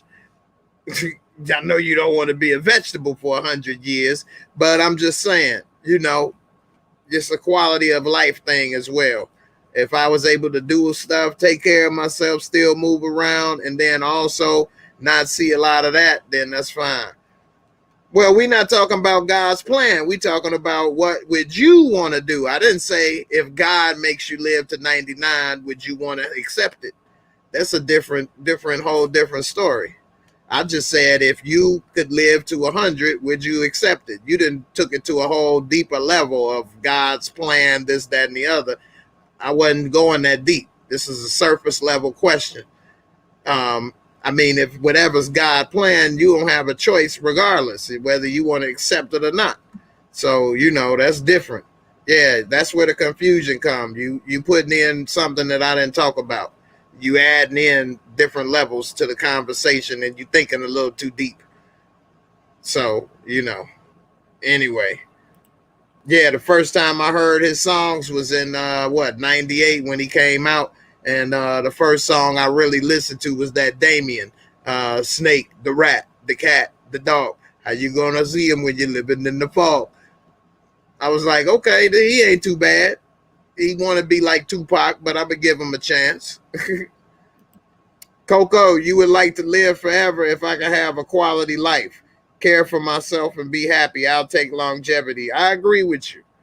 I agree with you. I wouldn't want to be old, shriveled up, or laying in the bed or in the wheelchair for 99 years and having people wipe my booty and take the little pee pee out and all of this stuff. I mean, and then watch my son die and mother die and father die and friends die and all of this stuff. Like, that's a lot. That's a lot. And I'm trying to tell y'all, the healthcare system is a nightmare. It is a nightmare, okay? You do not want these people to have to take care of you for 99 years. Trust me. Trust me 100.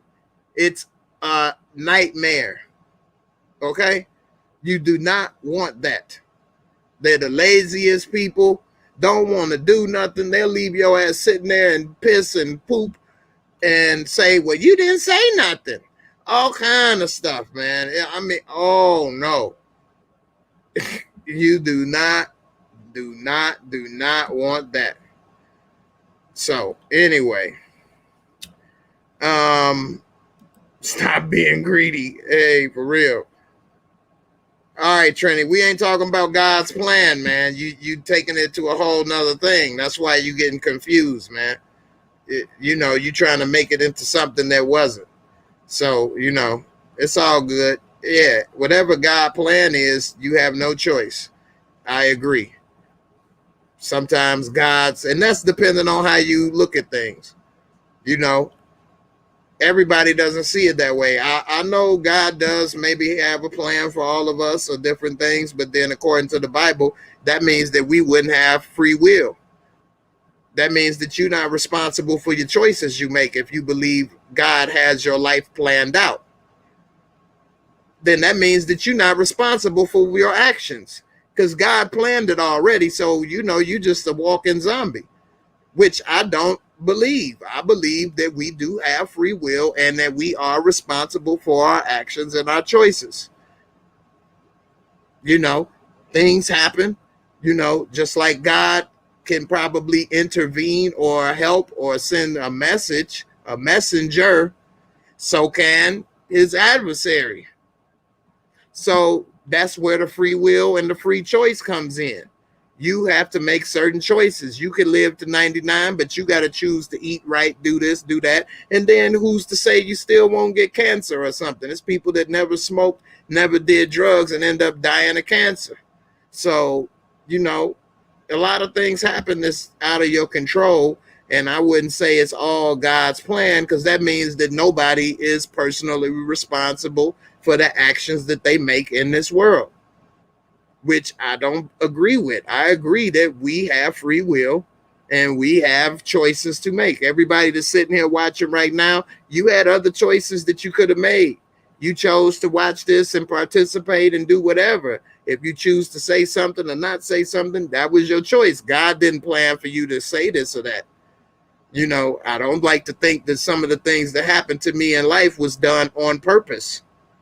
I think God maybe gives us opportunities and choices and presents ourselves with things just like the adversary does. And that's temptation. But you can resist temptation and make a choice.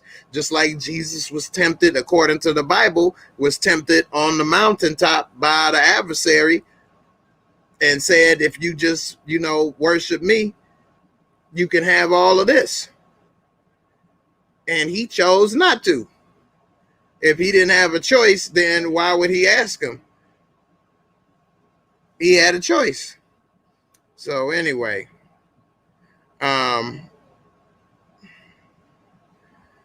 You say you ask for preference, not what you're going to do, and seeing people die is hard. The longer you live, the more chances of seeing your children die. Exactly.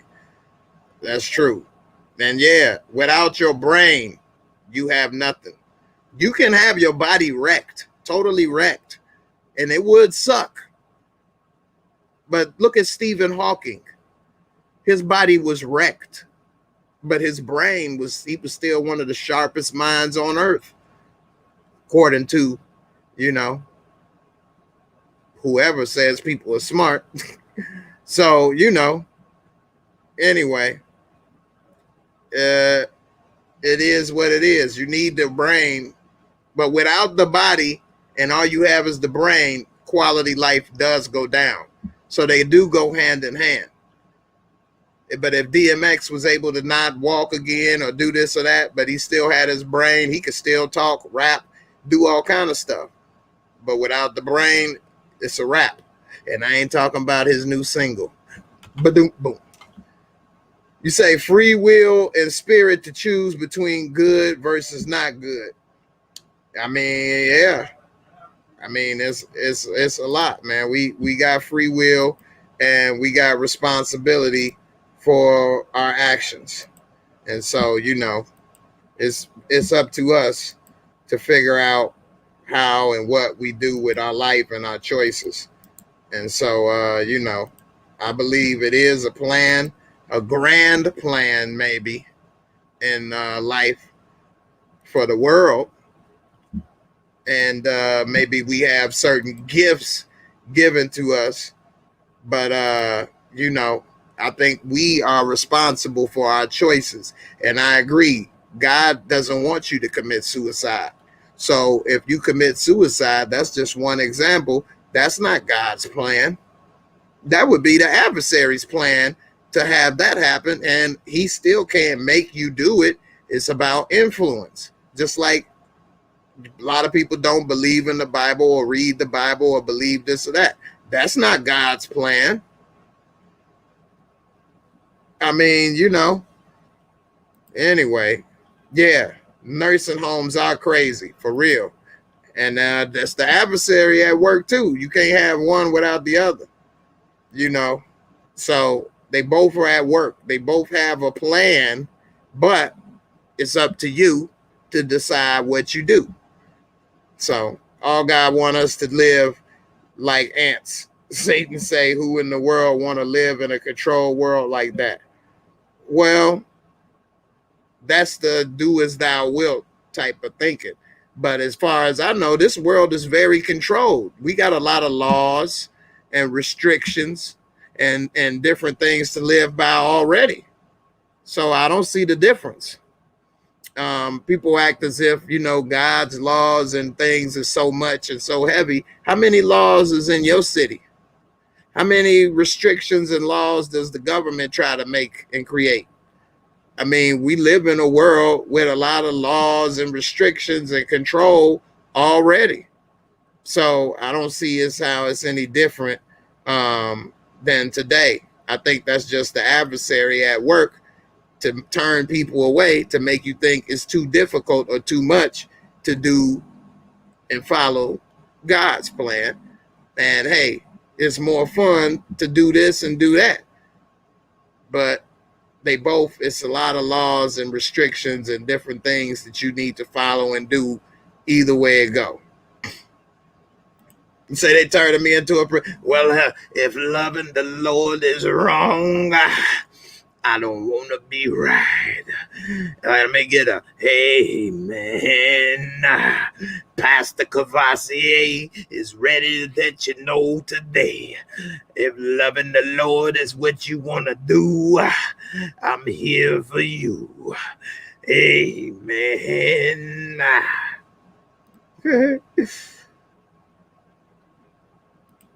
Jackie Rose, what's up? What's up? How you doing, man? Tech Pronto. Thanks for joining, man. Appreciate you, man. Thanks for coming through. Tech Pronto, Jackie Rose is here working with me behind the scenes on the YouTube channel to help, revitalize my channel. So we'll see what's up and how that work out. I appreciate you for coming through. So now let me get to another comment right quick. Well, first it's a movie. So Netflix, we gonna lighten up the mood. Netflix dropped up a new movie today called Thunder Force, and I watched it, and it wasn't all that to me. I didn't like it. And let's see, I'm gonna go ahead and pull it up, and I'll break it down and do a quick review for the movie Thunder Force. Um, well, I didn't push the wrong button over here. All right, so Thunder Force. Let me pull it up. All right.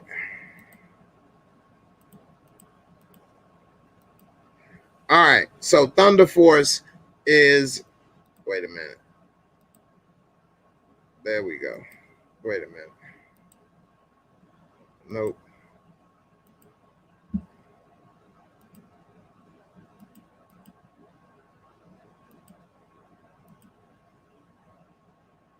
All right. All right. I can do it like this. All right. So Thunder Force is a new movie on Netflix. All right. And I see I got a couple amen. I appreciate you. So anyway, it just dropped today on Netflix. It's got Melissa McCarthy, and it's also got Octavia Spencer, Jason Bateman, Bobby Cannavale, Palm Clemente, who is in Guardians of the Galaxy as the one with the antennas. I forget her name. And, of course, Ben Falcone, who is Melissa McCarthy's husband. Okay. So, anyway, it's got a good cast, but the movie sucks. Okay. Now, according to the way I rate movies with the Mosco, okay, I ended up giving it a 6, but it's really like a 5.5. All right. It's really kind of corny. But it did have good film work. So that helps when you use the right cameras and stuff. Cinematography was okay. The plot was horrible. Okay. So they start off as best friends in high school, and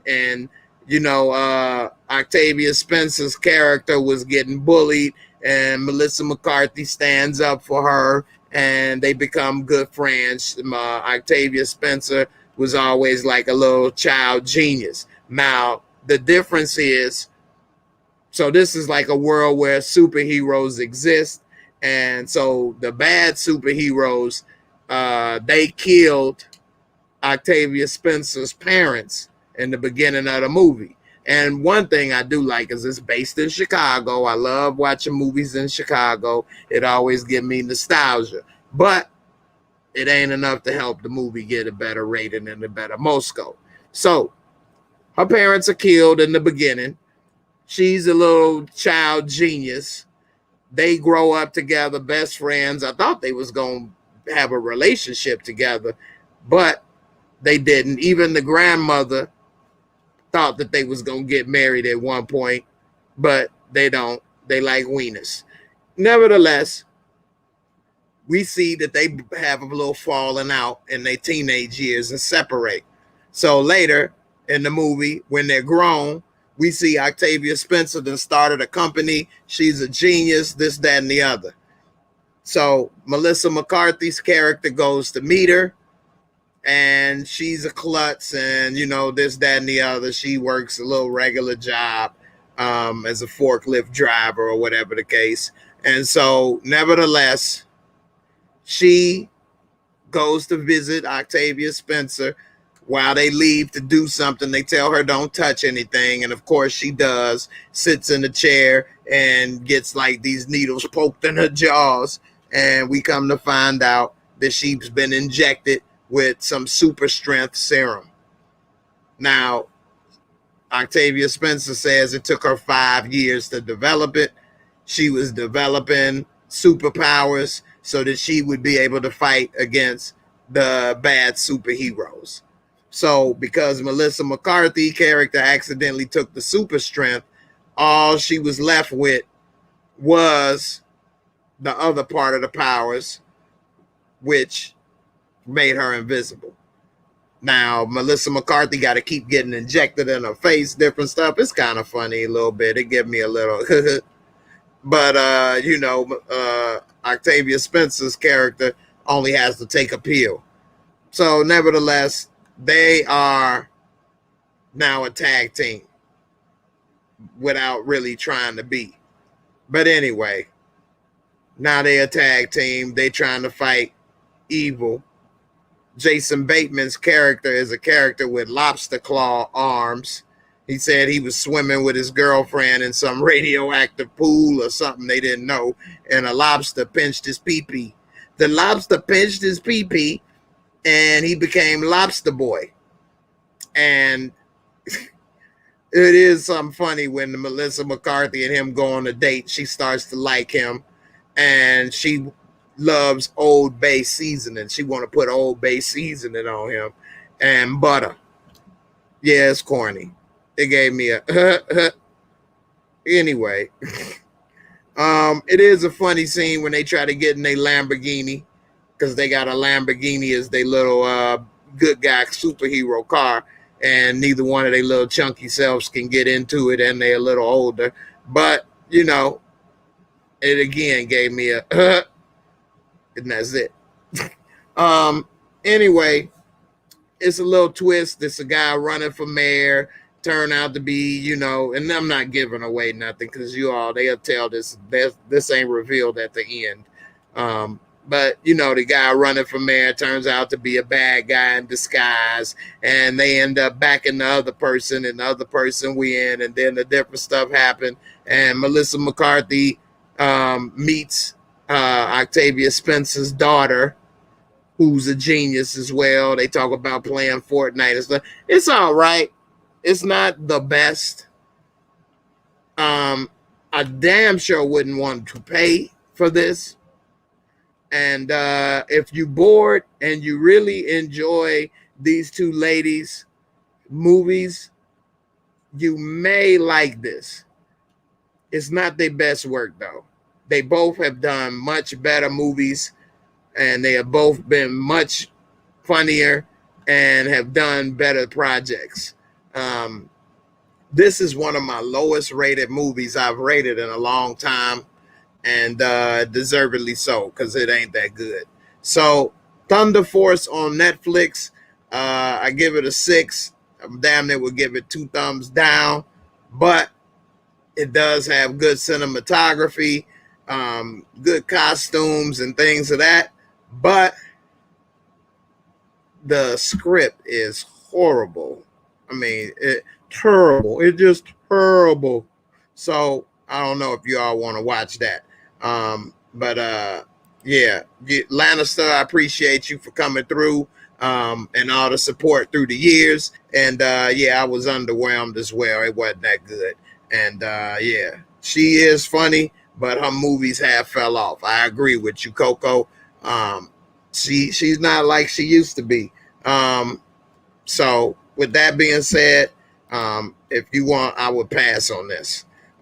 Now, a couple of Melissa's movies that was funny that she made recently. What was that? Tammy was funny. Tammy was funny.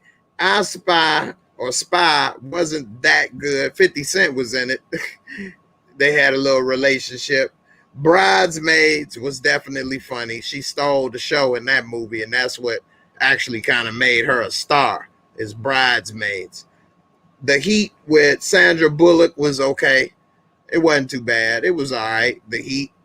And so let's see what else that she did. Thunder Force, no, I haven't seen Super Intelligence. She's done a lot of stuff. Ghostbusters was okay. I don't give Ghostbusters the same number rating like I would for the original, but it did have good special effects and stuff, but the script sucked. The Boss was pretty funny. And let's see. Hangover 3, she was funny. And, she's got a couple movies that's good. and this isn't one of them, though.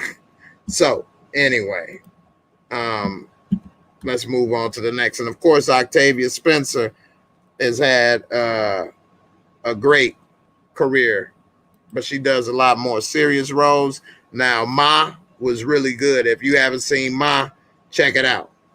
Now, this movie right here is a multi-part series that I just saw on HBO. I can't believe it's got a 5.4, but it's a lot of people who are racist or clueless out there. Just like on one of my videos when I spoke the truth, I got a whole lot of thumbs down because there's more of them out there than it is the people that really want to hear the knowledge. And when they put all these low ratings and thumbs down, they think that that justifies that they must be right in what they said. And that ain't the truth. So, you know, yeah, that was bootleg superheroes. It looked whack. So anyway, this is definitely good. It's called Exterminate All the Brutes. And this dude, it's a mini series, and I believe it's 4 episodes. Yeah. So it's 4 episodes. Part 1 and the series premiere, The Disturbing Confidence of Ignorance, which is a problem because it's a lot of ignorant people that are confident that they know what they're talking about and that they know and believe what the truth is when they don't. And this filmmaker, Raoul Peck, sets out to illuminate the intertwined currents of hate and bigotry running through history. Focusing on the United States' legacy as a colonial power, Peck explores how race first became institutionalized, the Nazi program of elimination and its antecedents in the West, and the looting of the African continent and the gentleman's agreement. I mean, it's deep. He really breaks down some knowledge, presents facts, and everybody should see this, especially people that think they know everything about this country and say things like black folks are racist or whatever the case, which people do say. And somebody said that to me on one of my videos this week, and I'll get into that. In order to be racist, you got to have power. Black person in America can't stop you or prevent you from living in an area or buying anything or working anywhere or doing any of that stuff. So part 2 in the second episode, Who the Fork is Columbus? He revisits the stories of Christopher Columbus, the Alamo, and the Trail of Tears from an indigenous perspective, showing how official history is shaped by those in power and solidified by myth and popular culture. Next, he examines the doctrine of discovery used to justify the enslavement of millions of Africans and questions how his own story within these narratives. He questions his own. This documentary, I watched all 4 parts 2 days ago, back to back to back. It was on cable. I didn't know anything about this. It wasn't promoted or anything. And it came on and I'm like, what? You see, April 7th, April 8th, it just aired yesterday. So I watched it, yesterday? I watched 2 parts the day before then and the 2 parts yesterday. Was it all yet? I watched all 4 of them, so that was yesterday. Damn, it felt like 2 days ago because I just watched them all back to back. They played all 4 back to back to back on HBO yesterday. The third installment of these series, Killing at a Distance, or How I Thoroughly Enjoyed the Outing, Peck looks at human migration, trade, and weaponry, and shows how Europeans used industrialized steel to conduct warfare from ever greater distances. Then he explores the endless cycle of militarization throughout the centuries, from George Washington's efforts to jumpstart American arms manufacturing to the Monroe Doctrine, and finally to the horrors of Hiroshima and Nagasaki. And they don't explain the 4th part. But in this 3rd part, he breaks it down on how Americans are proud of the extermination of the Native Americans. And that's actually, if you didn't notice already, that's where Hitler got the idea of exterminating the Jews and taking over the land, because America did it to Native Americans. But was even deeper, and I didn't never pick this up, but he broke it down, which is really tripped out. Why are all American names for weapons and stuff, for like helicopters and different stuff, named after Native Americans? You got the Black Hawk helicopter, the Apache, the Tomahawk. They all are named after Native Americans. He broke it down, and then they got all kind of different stuff that they. I mean, it's really deep, really deep, and you definitely should check this out, and it'll definitely give you a better perspective of the history of America and other places. I don't know. It's 269 people that rated this. I don't know how they got it to a 5. That's just ridiculous. Ridiculous. I rated it a 9. I mean, it was very good, very well done. Nothing but the truth. Nothing but the truth. No lies. And sometimes the truth hurts. And, he really breaks it down. So, like some people say, let's see in the reviews. So this person think it's all political, and when they say stuff like that, they say one reason or something, and then that's their way to throw the whole thing in the garbage. They find one thing that may be inaccurate, and then they try to say, oh, this is garbage. Anyway, this person gave it a 10. It was stark and undeniable, holds a mirror up to the Western civilization so matter-of-factly that it's absolutely devastating. Yeah, and he got a good point right here. I'm sure in the current age of denial and rationalization, this documentary will draw strong criticism from those who prefer the Washington and the cherry tree version of history. But this film is brilliantly steeped in undeniable fact. It is.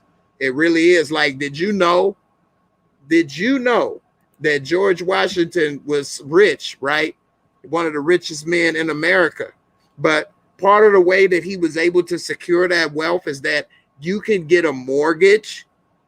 You could get a mortgage, and it would be backed by the slaves that you own for collateral. So people were building wealth literally on the backs of black bodies. I didn't know you was able to get a mortgage to do this. Thomas Jefferson, his place that he owned, built, Monticello, he had it built and financed because he had so many slaves. He used them as collateral to get a mortgage to build that building. That's deep. That is deep. And people want to say, pull yourself up by your bootstraps. We was the damn boots. You was actually using us to build yourself up and then say, well, why don't you do it? I mean, it's such a slap in the face. And then they wonder why people of color have the problems that they have today. I mean, people built this country literally on their backs from the labor, used their bodies for mortgage. And then when slavery was over, which was 400 years in America, 400 years, the country is only 200 and something years old. So that just lets you know the country has only been established for 200 something years.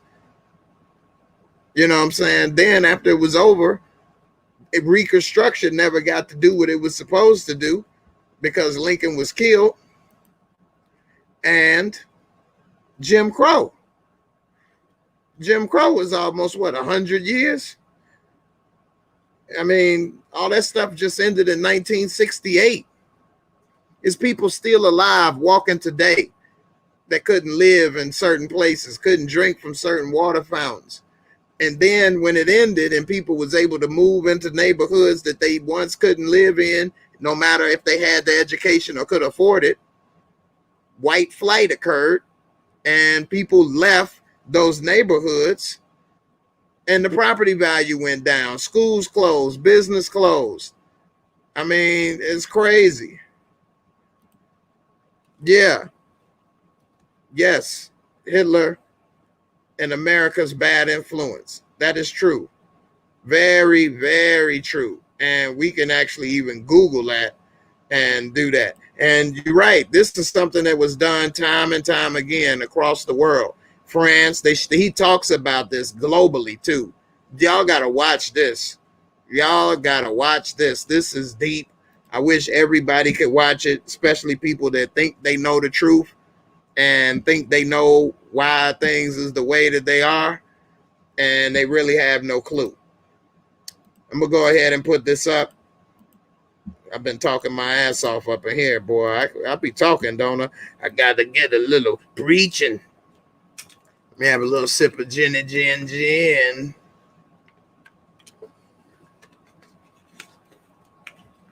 Y'all want to come on up? You're more than welcome. And while you're doing that, I'm going to go ahead on Google right quick. And let's see what Google say. And the thing that a lot of racist people like to say, or people that are ignorant, is that when you can't trust Google or this or that, it brings up multiple options. It's a search engine. So you don't always have to look at the very first option that comes up. So I can put up, was Hitler influenced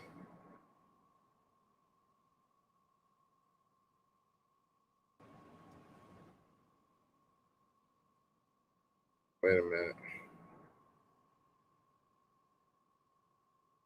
Shit. By let's see, the way America treated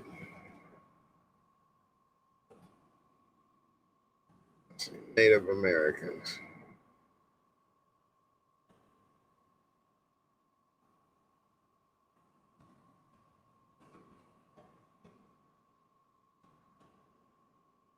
Here we go, right here. How American racism influenced Hitler, Nazi Germany, and American Indians. How Hitler found his blueprint for a German empire by looking, it says right here, looking at America. On Indigenous Peoples Day, Americans must recognize the ugly history of how the Nazis were inspired by the long and brutal U.S. campaign. It's from the Native Americans. I'm going to click on this one, though.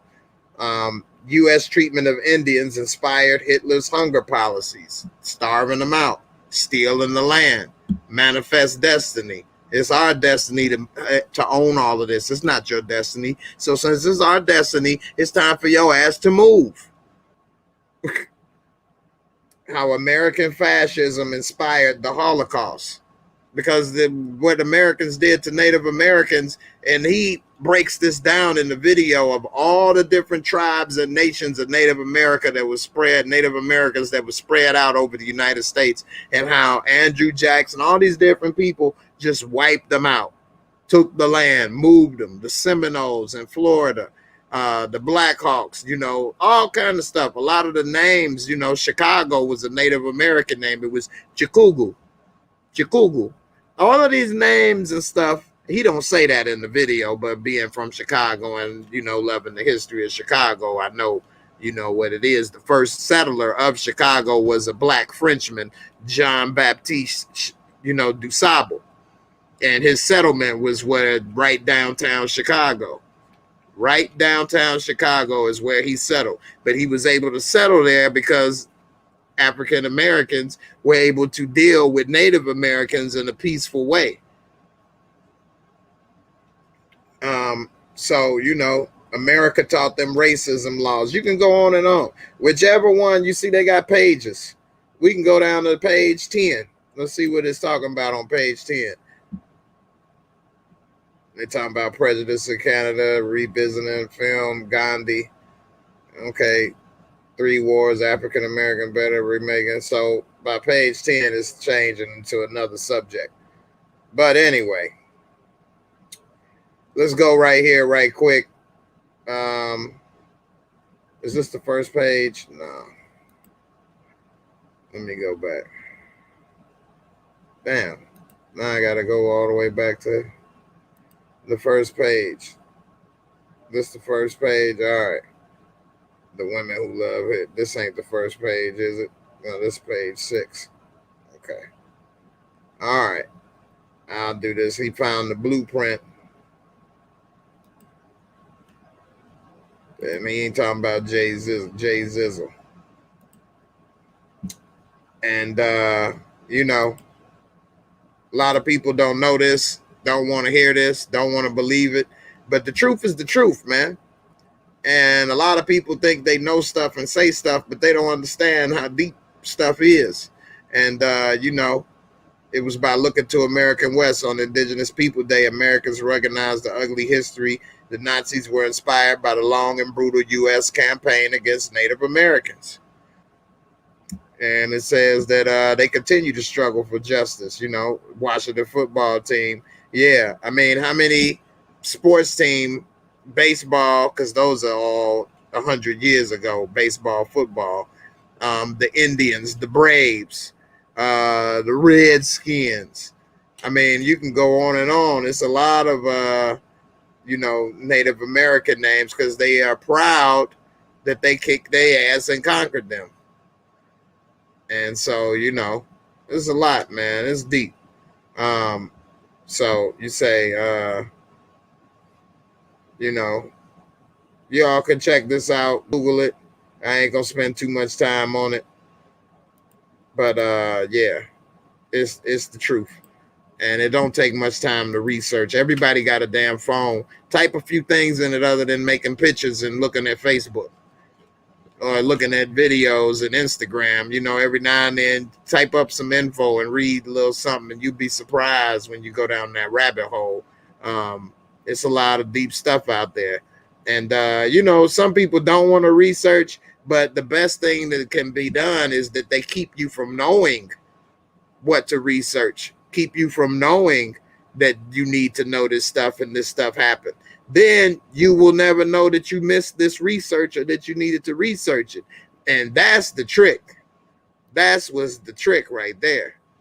So, you know, terrible fallout from these choices based on race. They still haven't learned. You 100% right, Coco. 100% right. It's deep, man. That was deep. That was deep. So I'm gonna go ahead and put this link up again, and then if nobody joined, I'm probably about to wrap this up in a second. Let me see what other stuff I had over here. Did that. Okay, I got app of the week, and then of course I got one more giveaway. Montana Max, thank you, brother. I appreciate you, man. Thanks for the support. Again, it's people like yourself that's helped me to, you know, keep this channel going, especially this past year where it seemed that people don't get my notifications and don't nobody know me no more. So I appreciate that you still love me. One Journey, you got a great point. China is following that path of taking over small nations as well, and they are trying to, you know, put people in concentration camps. It ain't the Negroes, it's the Uyghurs. They got the Uyghurs in there, and they doing some horrible stuff to the Uyghurs. One Journey, welcome to the show. Thank you. Stupid ass bitch, I'll fuck you up, man. I'll spit. It's always somebody trying to do something. So they done took One Journey's name. I should have noticed when I don't see that name in there, their picture. Anyway, you know, people like to say stupid stuff and hate, and that's the type of person that's ignorant right there. That's the idiot. Yeah, you an idiot. You the idiot that need to learn and get some brains. You like the Walking Dead over here. You the Walking Dead, because all you is a body walking around with no brains. Your brains is gone, and you need to get a good head on your shoulder. What's up, brother, Mr. Thorne? And so now you all can see firsthand, like that person that just tried to take One Journey's name. That's the type of people out here that's a problem. You know, that's all they have to offer in this world is hate and stupidness. And I'm actually glad you came on the show, because all you did was prove what was right and what was true. You just proved the point. You're a lost soul. You the walking dead. You an idiot. And all you have to offer is stupidity. What did that do for you? Did that make you feel good? First of all, don't nobody even know who the hell you are. You got cut off. What? You said a couple bad words. Whoop-de-doo. You're really special. You could curse. What, you gonna give me a thumbs down? What do you think that will happen? What do you think will happen? What, you think your one thumbs down is gonna take this video off the air? I mean, like, do something with your life. Learn. Get a head on your shoulders. I mean, you probably watching YouTube because it's for free, and you don't have a job or no money, and you a bum. And I'm not trying to diss a person that don't have a job or no money, but it's people like you that don't want to work, don't have a skill to get a job. Your job is to leech off of other people, lay on their couch, eat their sandwich, drive her car. You need to hit that booty for survival, because if she realizes that you're worthless, you'll be homeless too. You know, you're a straight loser. And all you have to offer is to piggyback off of somebody trying to say and do something positive. You didn't show your face because you're a coward, of course. You stole somebody else's name because you're a loser and a thief. If you was a real man and you wanted to cuss me out, you should have put your face up here and said what you had to say with your name. At least I would have respected you for it. I'm up here. I'm showing my face. I'm saying what I need to say. What you scared of? What you think somebody going to come find you in your little basement with your bag of Cheetos? I know you got your name written on all your food in your mama's fridge. I don't want the food, you know. I know you're worried that your girlfriend or somebody, if you got one, may realize you a loser. That's probably why you text and call her 50 times a day to make her think you love her. No, you insecure. That's all. You insecure. So anyway, yeah, this is grown folks right here, man. Go find another channel where people like yourself are welcome. Because over here, like, we don't have time for that. What did you accomplish? What did you accomplish? And I can edit that out. You know that, right? I can just cut you out and as if it didn't even exist. But I'm not. I'm going to leave it in here because you actually helped. You proved the point. And that's the crabs in the barrel mentality that we was talking about earlier. Instead of trying to offer something positive to a brother that's trying to say something positive and trying to include people and stuff, you want to bring me down. You want to get on and say something stupid and try to, you know, inject hate. That's why I say we all have personal choices. We all responsible for our choices. And the adversary definitely is influencing you to make bad choices and decisions. You couldn't even show your name. You stole somebody else's name just to come up and say a couple bad words. Whoop-de-doo. I could say bad words. Who can't say some bad words? You probably the same person that came up trying to show the porn. What? You think all these grown people here ain't never seen the pee-pee? I mean, what? You thought we was, oh no! What a loser. What a loser. So what they did is when you join up, you can type in whatever name you want to type in as your screen name. And that's what they did. They typed in One Journey. And I didn't see the logo. So I thought, you know, that was One Journey. I didn't pay too much attention to it because I like talking to One Journey. And so I thought that was One Journey on, and I wanted to talk to One Journey. But as we see, that was a hater. And, you know, and actually it does help the algorithm. Whether you know it or not, if you really want to hate on somebody, don't watch it at all. Don't give a thumbs up. Don't give a thumbs down. Completely ignore it. That's how you really hate on them. Whether you are watching it and you comment, every time you comment, you're helping, because that's called engagement. Every thumbs down is helping because that's engagement. You're not going to have enough thumbs down to bring the channel down. You can only put one thumb down, you know. And even if 100 people did it, it's still engagement. Why do you think it's plenty of videos on YouTube with a bunch of thumbs down still playing? Because, like they say, all publicity is good publicity. You still got to see an ad or two in order to put that thumb down. You may not be paying attention to the ad, but it don't matter. You're helping that person make money. You're helping that person make money. So you really want to hate on somebody on YouTube. You don't watch their video at all. You don't give a thumbs up. You don't write a comment. You don't do anything. In order for you to write a comment, the video will be playing, even if you press pause or whatever. As soon as you come, it's going to be an ad on there. So, I mean, what? It's just goofball. And like Trinity say, ain't nobody barely hear what you said anyway. So, anyway, you know, you just helping the channel grow. You know, you ain't doing nothing. And it wasn't even your name, so you ain't even getting no publicity or no pub for it, because you was a coward. And you actually gave me something to talk about and helped me out with that. And you proved the points of what we were saying. Like Brother Trini was talking about crabs in the barrel. And like we was talking about people's personal responsibility and your own choices and free will. That's what you choose to do with your free will. Act the damn fool. So, you know, you're a loser. And thanks for helping to, you know, demonstrate loser behavior. Congrats.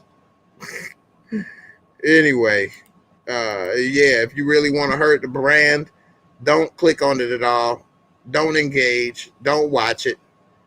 But the truth of the matter is, it's only one of you. So you can't hurt a brand by yourself. The only thing that can hurt a brand or a person's video is if that person's video or brand is bad. Then enough people will not watch, enough people will not engage, and enough people won't support it. And that's what it takes. One person, you know, doing something, or 5 or 10 people doing something does nothing. On the videos that I have, you know, 60 or 100 thumbs up and 7 thumbs down. What did that do? What you think they're going to take my video off the air? What you think I'm going to cry? I got 7 thumbs down. Actually ignore it. Doesn't matter.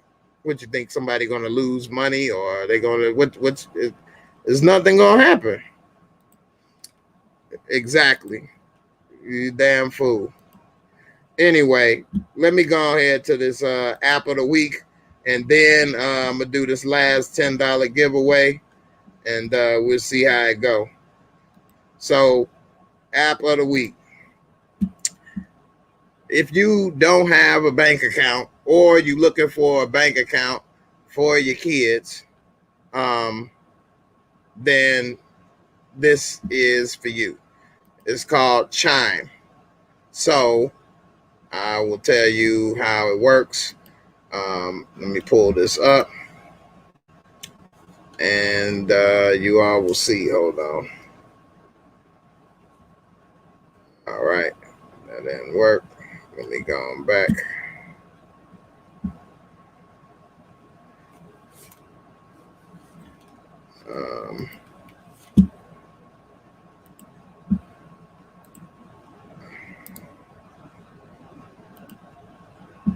All right, here's the link.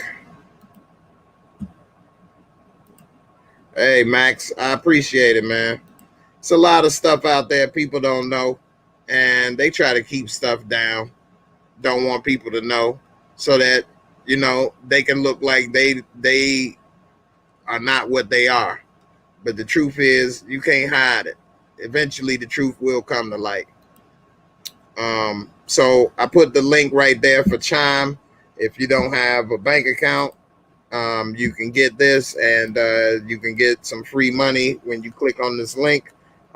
They also will pay you a couple days early with your bank if you got direct deposit.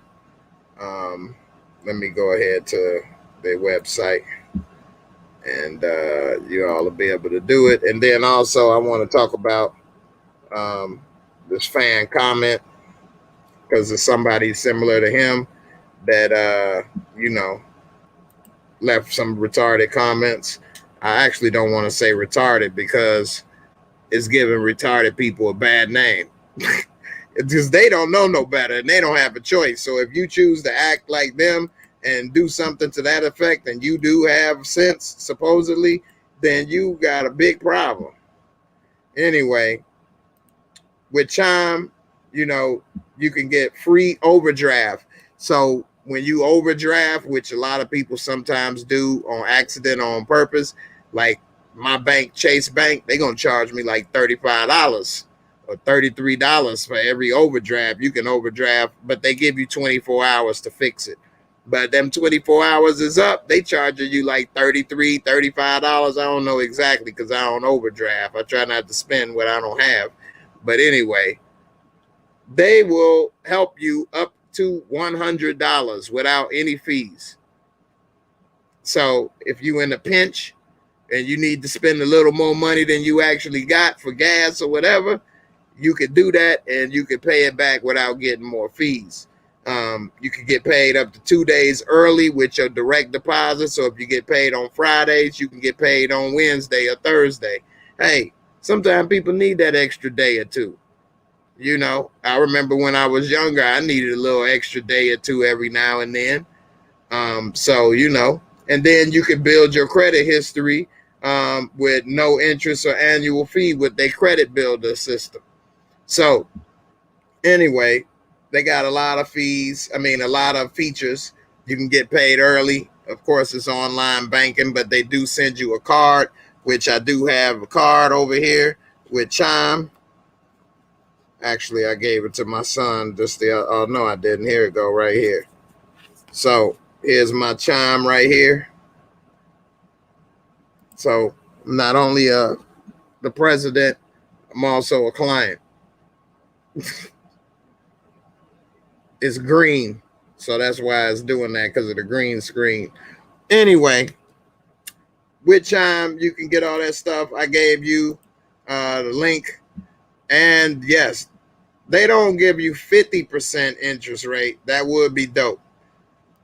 It is interesting if you need this or you want something for your son. I set it up for my son so he can have a quick bank account. And if I need to give him money or whatever, and he want to do stuff online, instead of using my card, I can just send him some money. Boom, he got it right there and he all good. Let's see. Security control, mobile pay, automatic savings, no hidden fee, free online banking, spending account, credit, savings account. Let's see. Where is he talking about? 50% savings account. They give you a 0.5, so a 0.5%. But that is more than most people's bank. Like most people's bank will give you nothing nowadays, or 10% or 15%. So I mean, 1/5 of a percent, 0.15. So you get a 0.5% of your money. So it's better than nothing. And hey, like it show here, interest payment $1.29, round up transfer 38. The little bit of money that I have in savings account, which ain't much because, I use this mostly for my son, it is earning interest. But again, it's only like $100 in there. So it ain't really earning a lot. So, hey, anyway, if you want your money to make money and you don't want to get into stocks and stuff, just having your money in a bank account, savings account, which it used to be most savings account paid you interest because, of course, as a bank, they're using your money to invest and make money and buy stocks and stuff as well. And so they are paying you interest because they're using your money to make money. So that's how that works. So anyway, check it on out. I put the link in there. You can get some free money if you choose to use the link that I gave you, and the credit builder, especially if you're young or if you need to rebuild your credit. Check it on out. And it is definitely a good little app to use. And I use it. So, hey, I don't just suggest stuff that I don't use. I forget.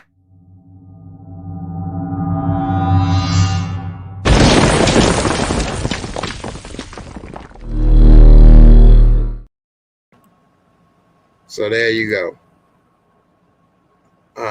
Say you look into it. Hey, it's pretty good. And as you see, I got the card right here. So it is legit. It is real. And I use it myself. So, hey, if you need a new bank account, you want to move money around, you want to do something for your kids, Chime is pretty good to use. Yeah. Credit unions are good. I also bank with a credit union, and I've been banking with them for about 20 years now. And let's see. Here's my card. You see Forum. All of these things are green. But Forum Credit Union. So a credit union is a little different than a bank, but it's got a lot of positives to it as well. So with the credit union, you can get loans and different stuff. And not that the bank can't do it either, but a credit union is a little more personal and it helps out a lot. So definitely, if you're looking into getting a credit union, you might want to get one in your local area. And then you want to get to know those people there if possible. It's a little harder now with, I'm glad you enjoy it, Distro. It's a little harder to get to know your bankers and stuff with COVID.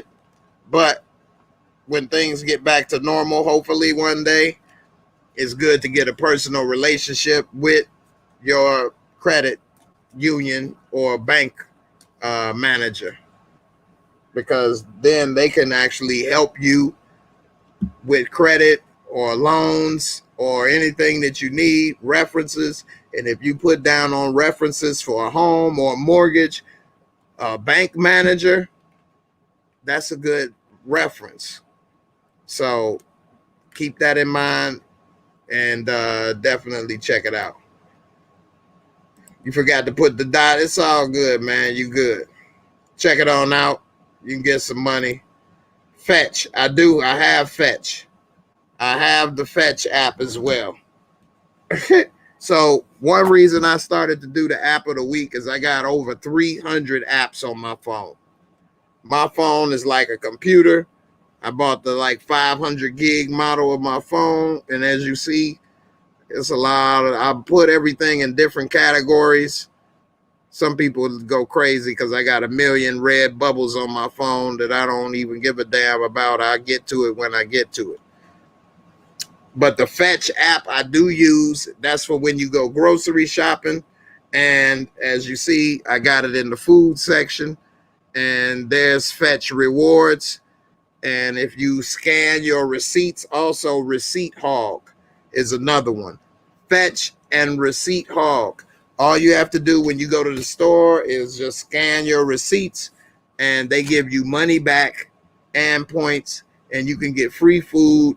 You can also get money from PayPal. So like Receipt Hog, I think I got almost $40 worth.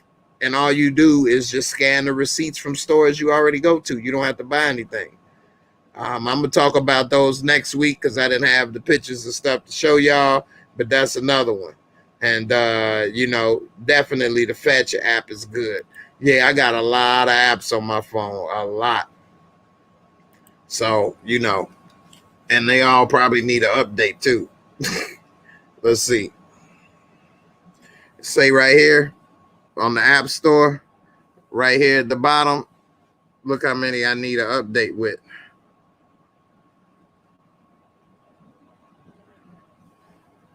Let's do it this way.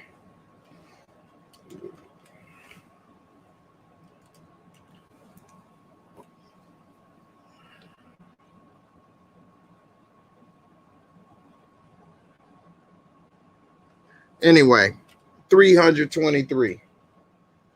323 apps. So it's quite a bit. All right. Lastly, well, this is my last story, and then I'm gonna get to the last cash giveaway. So let me cover this last story, and then we'll get to this cash giveaway. I was thinking about stop doing Sunday shows, but it's so much to talk about. I might still do Sunday shows. Yeah, Receipt Hog. Receipt Hog. Here's another one. I'm telling you, I got apps for everything, whether it's making money, organizing stuff, trying to be an actor, learning your lines, making money with your groceries, making videos, editing videos, making pictures, editing pictures, games. I don't have a lot of games though, because I don't really play games on my phone. But let's see. Hey, it is a supercomputer, and then I use a MacBook Pro. So what I'm talking to you all now with my computer I use is a MacBook Pro. And between my computer and my phone, they work together. Some of the things I do on my phone goes right to my computer and vice versa. And so I use them to make these videos and do other stuff. And that's the reason I bought this phone. Now, of course, they got a newer phone with the better camera, but that's really the only difference. And this has so much memory that's why I keep it. And this phone almost cost as much as my damn computer. So that's why I'm going to keep it till the wheels fall off. Anyway, damn, I forgot what I was about to show you. Well, I was saying Receipt Hog. I'll show you Receipt Hog right quick. So Receipt Hog, all of this stuff ain't coming up good on the green screen. But also when you do receipts, you get little slot machine pulls, and you can pull the slot machine down, and then you can get rewards with that. I like to add them up for a while. So right now I have 260 slot machine pulls. And then you can go to your rewards and you click redeem prizes, and you can get your money from Amazon or Visa or PayPal. That's how they'll send you your money, either Amazon gift card, a PayPal, or, Visa gift card. So, it's good. Hey, man, you all good. You ain't saying too much. I've been talking for 3 hours. How much more could you say than that? Anyway, I'm about to tell you all something that might get y'all blood boiling and ready for y'all to say something. So, this person, and lately a few people have been commenting on this video I made.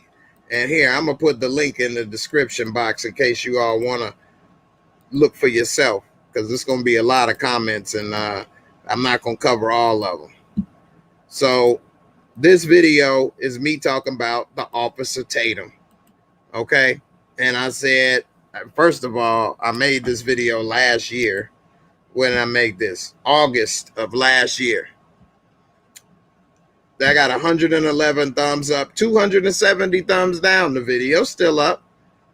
People still watching it. It's got almost 4,000 views.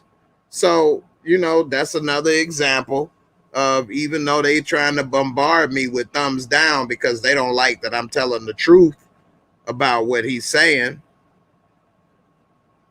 it's still up. It's not nothing gonna happen. What's gonna happen? Nothing. Anyway, so a bunch of people talking about LeBron James is a hater, period. Okay. That didn't ever say LeBron ain't a hater. And I'm not a LeBron worshiper or fan. Anybody, and I say, I believe I say, I ain't heard the video in a while, but anybody that's worshiping anybody, you got a problem. I don't give a damn if it's an actor, a musician, LeBron James, Michael Jordan, whatever. I mean, that's just a problem.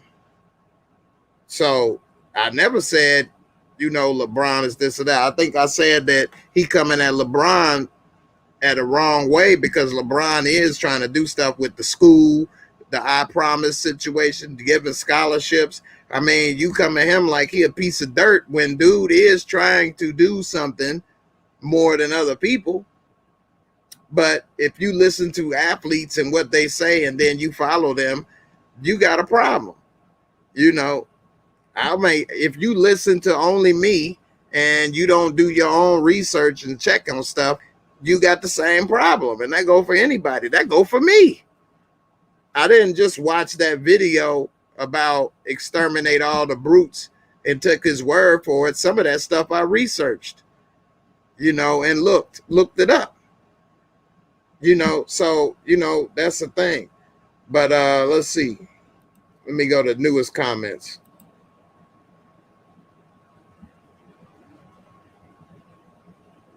People say I should go on his live and talk with him. I tried to. He ain't respond. I wonder why. He want to respond to people that he could probably feel superior intelligence with, or people that don't know the truth about certain things. But hey, you got me messed up. Man, this dude don't like the color of his skin. You right. And some of the things he say, I can't believe he say. Now, I'm not saying this means anything or that you are less of a person, but he is married to a white lady, and a lot of his views are Republican type views. And he says like black people commit more crime and are more violent than white people and stuff like that. And he sounds like somebody that is like, I don't know, man. He sounds very clueless. Not to say that his wife or somebody influenced him that way, but I'm bringing that up to say I think he don't like his own skin that he's in. And he says a bunch of stuff also, I think, to make money. Now, just yesterday, somebody said I sound like a hater. They said I sound like a hater because of what I said in this video. Okay. This is the main thing that blew me away what this person said 4 days ago. And it ain't blow me away, but it was just like, man, I can't believe you said this. So let's see the whole thing. He says, this, first of all, this name is Ardit Defuku. Yeah, Defuk you too. What? Yes, the fuck you too. What does the fuck you mean? Anyway, he says, no offense, but you don't do nearly enough research. He said, I don't do enough research for what you say versus what he says in his videos. Granted, not everything can be agreed upon on what Officer Tatum says, but he talks with what he knows to be true. What the hell does that mean? He rarely ever makes a statement without good reason. I'm going to show you all his channel. Remember this crap this dude is saying. He rarely ever makes a statement without good reason. His good reason is he's lost in the sauce and racist. He says, I am white, but I migrated to America from a foreign country not many people know. I mean, I don't know why he didn't say it. Life is hard. My parents had to start from the bottom of the barrel. I have been afforded certain comforts in life due to their ability to work hard and save money. Anyone has that opportunity in America. That's why everyone comes here, period. That's why my family came here from the legal channel, the lottery. So as an outsider looking in, we should see ourselves as Americans and not white, black, Asian, blah, blah. Americans first, race second. I love being American. I'm proud of this country because it is a million years ahead of most in terms of personal freedom. So I'm going to start from the bottom and work my way up. First of all, he said he loved being in America and he's proud of this country because it's a million years ahead of most in terms of personal freedom. I agree. America is ahead a lot of places because of personal freedom. And I love being in America too. I never said anything about I hate America or I don't love America. You never will hear me say anything like that. The problem with African Americans is they love America so much, but America don't love them back. That's the damn difference with that statement. Okay? That's one of the problems. The Black Americans love this country for years, but this country does not love them back. You got African Americans who fought in World War II and World War I and Vietnam and all this stuff, and they come home and get treated like dirt. You know, time and time again. The Civil War, you like he should watch Glory with Denzel and Morgan Freeman. I actually went to the show to see that. I'm a nerd. I'm a history buff. You know, I was a kid and I made my mom take me to go see this. You know, I was the type of person that would want to go see Glory one week and then Eddie Murphy, you know, Raw, you know, when that came out. But nevertheless, Glory is an excellent movie. I gave this a 10. It's one of the very few movies I gave a 10. And it's a true story. Give him hell, 54. And, you know, at the end, I cried. I cried. Not only for Denzel, I cried for Matthew Broderick when he got shot. Anyway, look what they did to Denzel when he wanted to get some boots. Look at what they had to go through just to fight for a country that didn't want them. I mean, it's crazy. Look how the other soldiers treated them and stuff. Glory is an excellent, excellent movie. If y'all seen Glory, let me know in the comments what you think. But anyway. Oh, yeah, Carly and the Winter Soldier. Yeah, definitely. But you, babe, yeah, he was a fool. He touched your nerve with this comment. Yeah, you ain't lying. So let me get back to this right quick and finish this up. So then also he said his family came here from the legal lottery. So as an outsider looking in, we should see ourselves as Americans, not white, black, Asian, blah, blah. We should all see ourselves as Americans, no matter the race or whatever. But America divides people time and time again, separates people. It's not that the people keep doing it, it's that it keeps happening from the powers that be. Okay? And if you come here as an adult, you already have a certain mentality established. You already have a background. You could come here and be, and then he said he was white. So when he came, nobody would have prevented them from living in certain neighborhoods. You know, nobody would have looked down on them and prevented them from that. His parents could have gotten jobs and opportunities versus if a person comes from Haiti through the lottery, they may not get those same opportunities and jobs and live in the same places that this person that came from the mystery land that we never heard of. He came from the white mystery land. If a person came from Jamaica or Trinidad or, you know, Africa and from the lottery and tried to make it, they would have a hard time getting certain opportunities that a person that came from, you know, a place that is predominantly Caucasian would. Not to say they can't succeed, but it is certain obstacles and roadblocks they will have to overcome that his parents did not. That's just a fact. I'm not making this up. We can Google and look up redlining.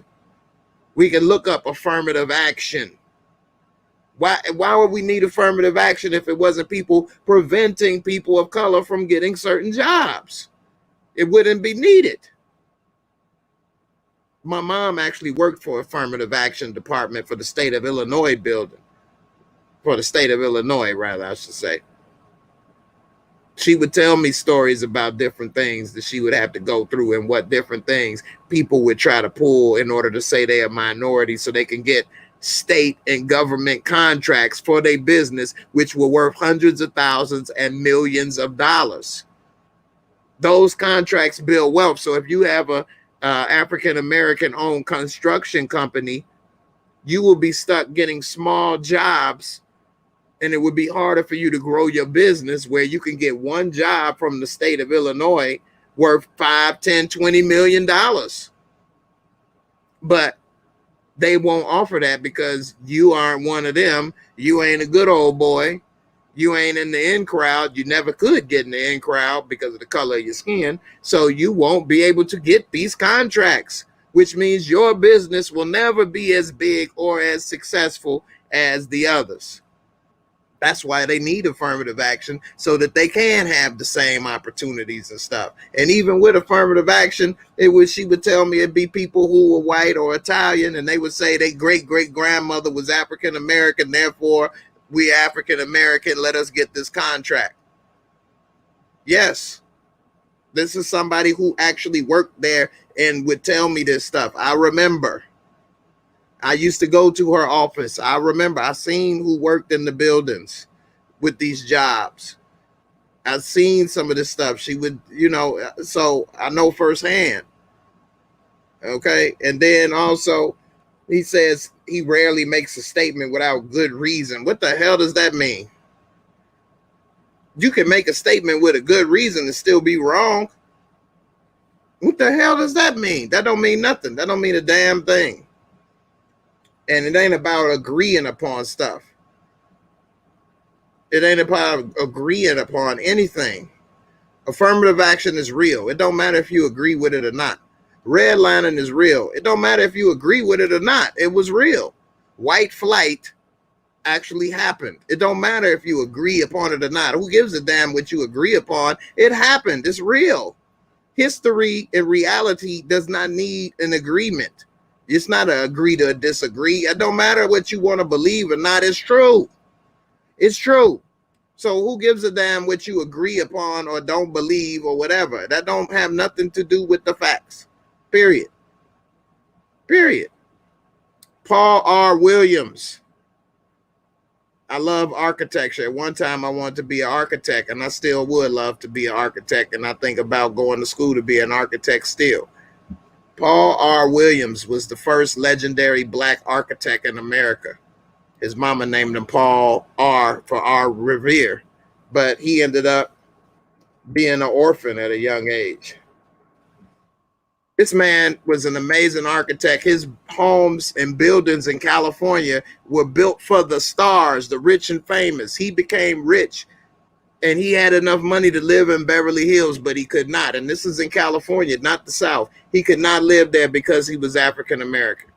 Period. He had to learn how to write upside down because his clients did not want to sit next to him because he's African American. Although he was a genius and he was designing amazing homes and they were ready to pay him a lot of money for it, they didn't want to sit next to him because he was black.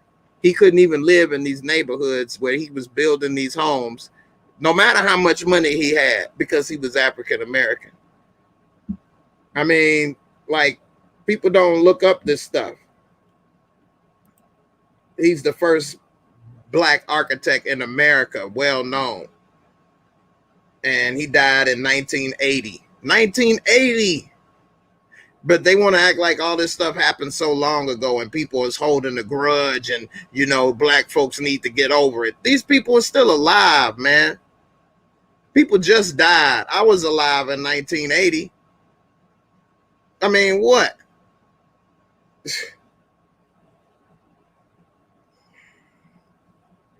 Crazy. So, Paul R. Williams, he had to go through a lot. And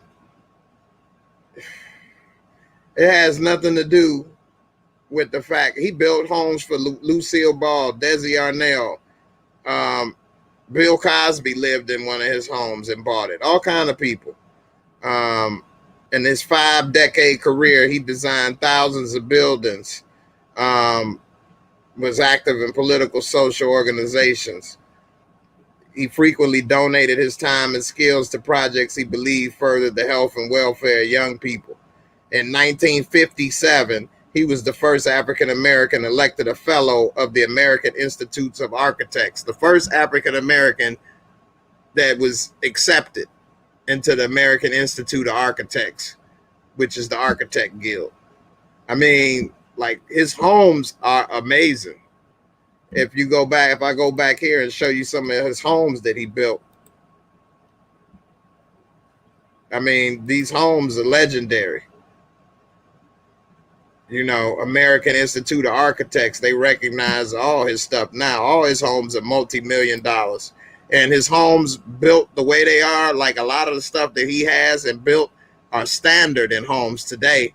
You got to keep in mind, this was in 1920. He was building this in 1920.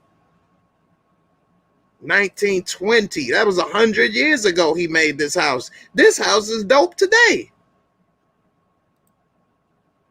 The LAX airport. Paul R. Williams designed that. That little space thing right there that is well known and famous for. But they didn't let people know that a black architect built that. Most people seen this, been here, drove by it, had no idea that a black man designed that. But he couldn't live in certain places, but you can design our stuff. You know, a lot of people don't have a full grasp of history. And for that person to say, I don't know what I'm talking about, you only been in this country for 20 years. Anyway, let me get to some, yeah, hey, for real. I'm going to break it down. You know I'm going to break it down. So I'm going to send the live link in a second. Let me finish saying this, then I'm going to send the live link. Then we can do the what you call it. I've been preaching tonight. You ain't lying, man. I see people leaving. They don't want to hear some of this, but it's all good. Donald, give me a second. Let me finish this comment, then I'm going to bring you in, man. So, of course, I had to reply and say a bunch of stuff. But before I get into that, because I'm already saying some stuff right now, he said his parents had to start from the bottom of the barrel. If you come as a grown person somewhere, you have the opportunity to start from the bottom, but you're starting fresh. Anybody here in the chat that's grown, if you decide to go to Jamaica or France or England, guess what? You got a fresh start. You're going to have good credit. You're going to have opportunities to do stuff. Plus, you are thinking from a grown person now. You're not starting as a child making mistakes that you would make growing up there. You're starting with a fresh perspective, and you're an adult. When I moved to where I moved to, I don't have the same mentality as people that live here, because I already have a mentality and a way of thinking from where I grew up. So I'm able to do things and think ways that the people here don't do and think, because I came as a grown person here with my mind already developed. It's a big difference. A big difference. He said right here, and this one takes the cake. It is true that there may be some historical nuances that I do not see. However, what you fail to see is that the school you went to, because I told him, because he was saying something about school, and I said I was able to go to a better school. But the truth be told, the only really successful generation in the African Americans are baby boomers. That generation. They had a lot of opportunities open up that they were able to get that are not available to people today. Okay? Both of my parents are baby boomers. Nevertheless, they still had a hard road, but my father is one of the first groups of African Americans to work downtown Chicago. He felt like he succeeded in life when he was able to work downtown Chicago on Michigan Road. He told me during the time of segregation, they couldn't go downtown on Michigan Avenue. They knew not to go down there. So to be able to have a job as an executive in downtown Chicago, he was on top of the world. Both of my parents worked downtown Chicago. Like, that was a huge accomplishment that my father's father wasn't able to do. And very few people is able to do it today now like they used to. Times are changing. Anyway, he said this, I failed to see that the school you went to is good because there is money involved in it, not because it has whites or blacks. Wrong. That's a half truth. When you tell a half truth, it's a whole lie. First of all, I went to a private school. The private school I went to was actually for white people in the neighborhood that I grew up in. The neighborhood that I lived in, blacks couldn't live in at one point. After segregation ended, black people that had money and good jobs were able to finally buy homes, and they couldn't get discriminated against. So a lot of people started that was African American and successful, baby boomer generation, because they had good jobs, money, were starting to buy homes in nice neighborhoods that they were never able to buy before.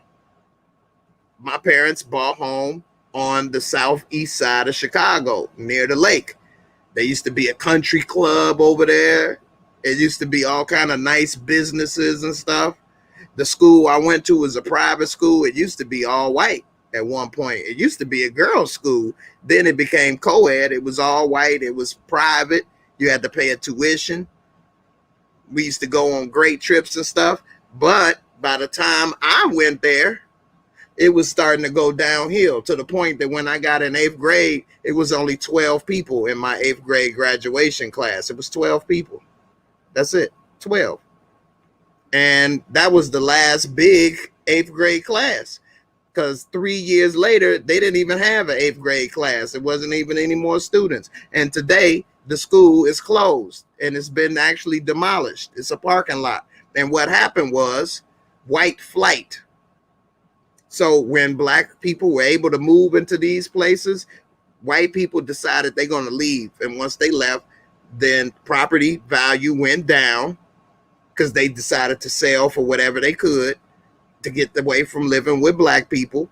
And they decided to move in the suburbs. Here it is right here. You can check it out on Google. White flight or white exodus is the sudden or gradual large-scale migration of white people from areas becoming more racially or ethnoculturally diverse. And you can see the term white flight is usually used to refer to a migration phenomenon in the post-World War II era as people of color moved into predominantly white neighborhoods and cities from which they had previously been excluded. They were excluded. It didn't matter how much money you had or how smart you was. You could not live there because you're black, period. Real estate is the #1 way to create wealth in America. Schools are funded from property taxes. That private school was able to exist because people, white people in the area, was able to support and pay the tuition.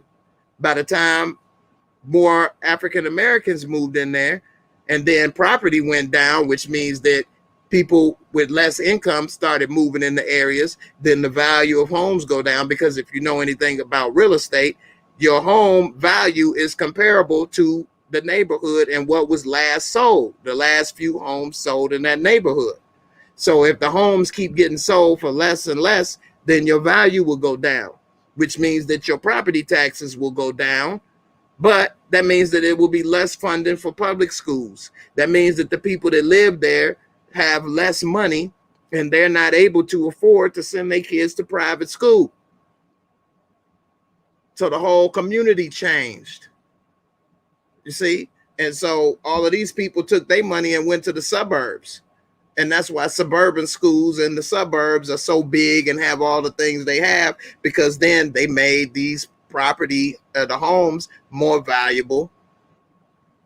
And therefore they paid more property tax, and their schools, you know, got better. And like he said, it's because money involved, but the money is not just money.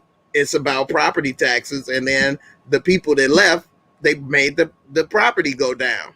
They just sold it to get the hell away, you know? And so They just picked up and left. Many white residents of those neighborhoods picked up and left. Just picked up and left. So the country club was in horrible condition, falling apart, in disrepair. It was only until the Chicago Park District decided to take it over, because it couldn't be a private country club, because the people that lived over there was not able to afford a membership. You see? So it's a lot deeper than that. You know, people they don't know the whole story, and they say a few things and they think they know what the hell they're talking about, and they don't. They're clueless. And then he said that the best schools are comprised of people that can afford it, not race. Duh. But you need a mixed neighborhood. When you leave, one race leaves and takes all the money with them, stores closed. The neighborhood changed. It became more violent because you have people that are able to move in an area for a cheaper price when they normally wouldn't live in that area, because they just wanted to pick up and leave. They didn't give a damn. You see what I'm saying? He says nobody stops you from doing what you want, my guy. It's not the man standing in front of you. No. That's why it's called systemic racism, my guy.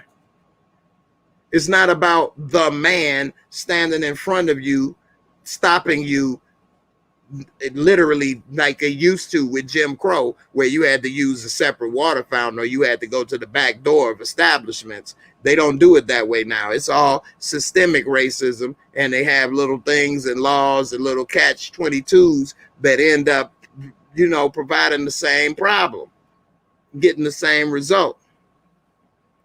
And he says money is the only limiting factor. That's a major factor. That's a huge factor.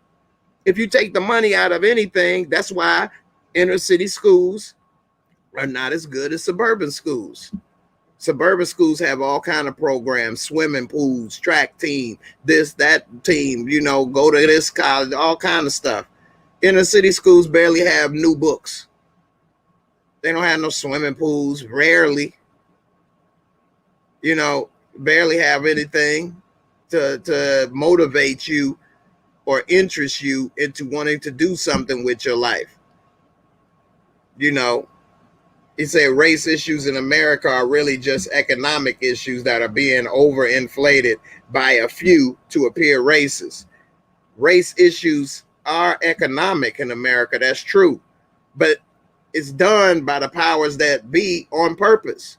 Now, I'm not saying it like every white person is this or that. That's stupid, and I don't believe that, and I'm not racist. But it is people that have done things. Racism is a learned behavior. You have to want to do that. You have to believe in that. You're not naturally born racist and start not liking somebody because of their color. That's stupid. You know, I never would do something like that. That's not how I was raised.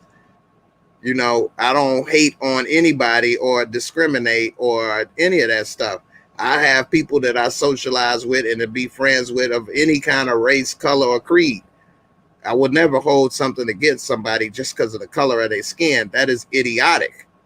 But it is people that do that, and you can't ignore that. Normally, it's the people with power. He said the world can never be racist free. That would be impossible. I agree.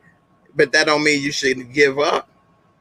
He said there will always be bias towards people that look like you. It's instinctual. It's not instinctual. It's a learned behavior. You could put 2 kids, 3 kids together, whatever, Asian, Hispanic, black, white. They are going to play, period.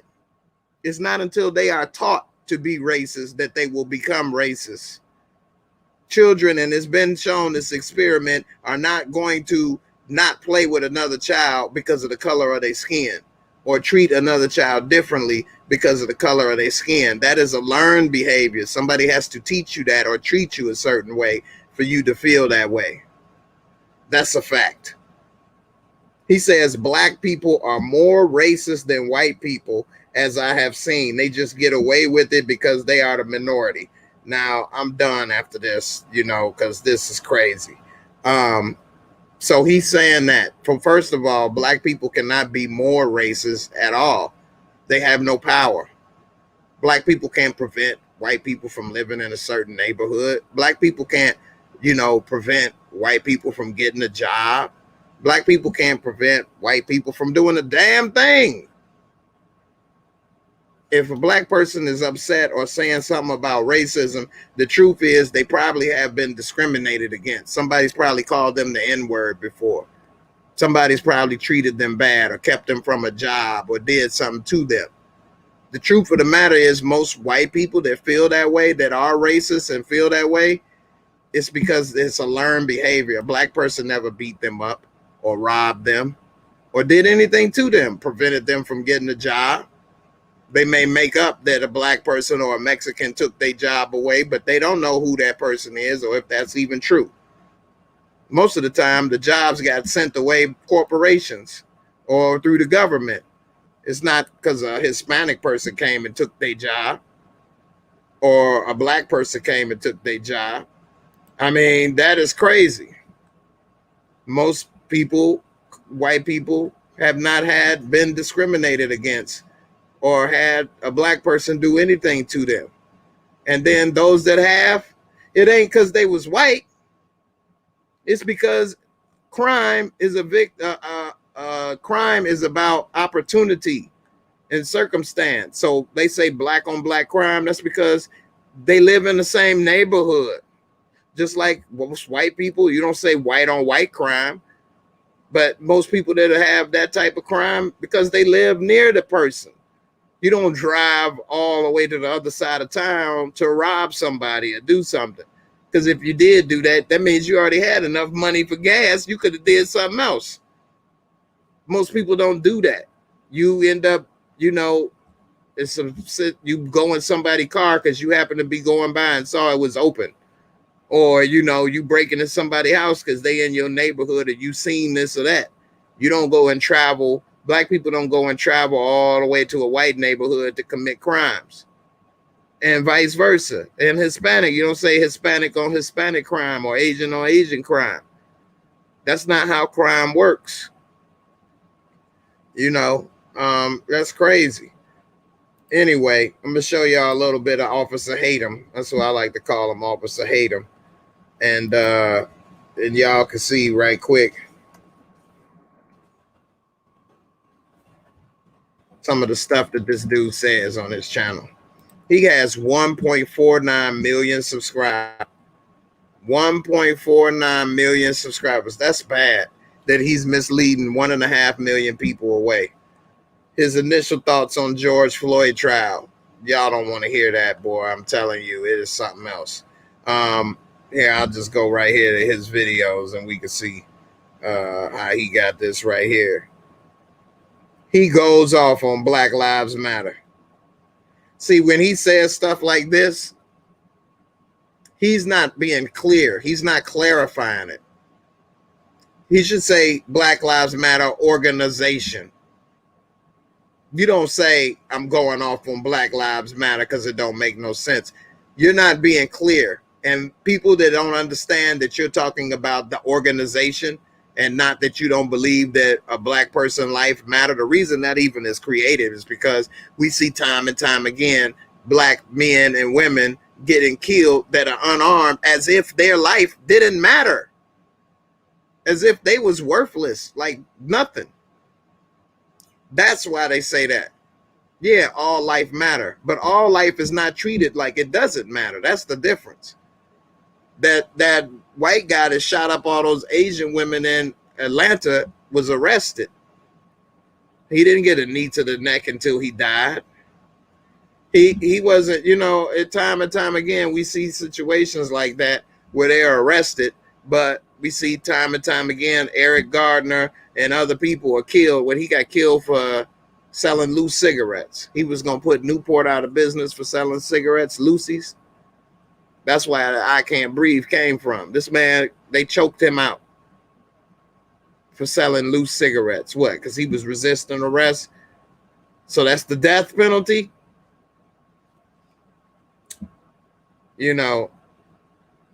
Make men men again. Okay. He said the MLB proves they are the real racists. So what he's talking about, I didn't watch this video, but because Georgia came up with those restrictive voting laws, you know, baseball was going to have the All-Star game in Georgia. They decided not to support and go there. Other places are saying that, and now he's saying they the ones that's racist, not Georgia. He says that he missed Donald Trump in one of his videos. And also, he believes that the election was stolen, which, if it was stolen, let's prove it. Like, I want a fair election just like everybody else. Didn't Donald Trump have multiple lawsuits going? What happened with those? I mean, if it was proven in the court of law, then he won. If it was fraudulent ballots, prove your case in the court of law and you win, right? I mean, I don't know. He talking about Charles Barkley did it again. Look at his face. Because Charles Barkley said that the media is the ones that are dividing people and create races. Racism wouldn't exist without the media. He's a damn fool. Charles Barkley is a fool. I mean, I could have swore slavery and racism existed before the TV was invented. Is that true? I'm not sure. Was they watching TV on slave ships or listening to the radio or watching Fox News? He's watching Fox News. And they decided that we're going to get people enslaved them. It's a beautiful plan. Beautiful plan. Fox News.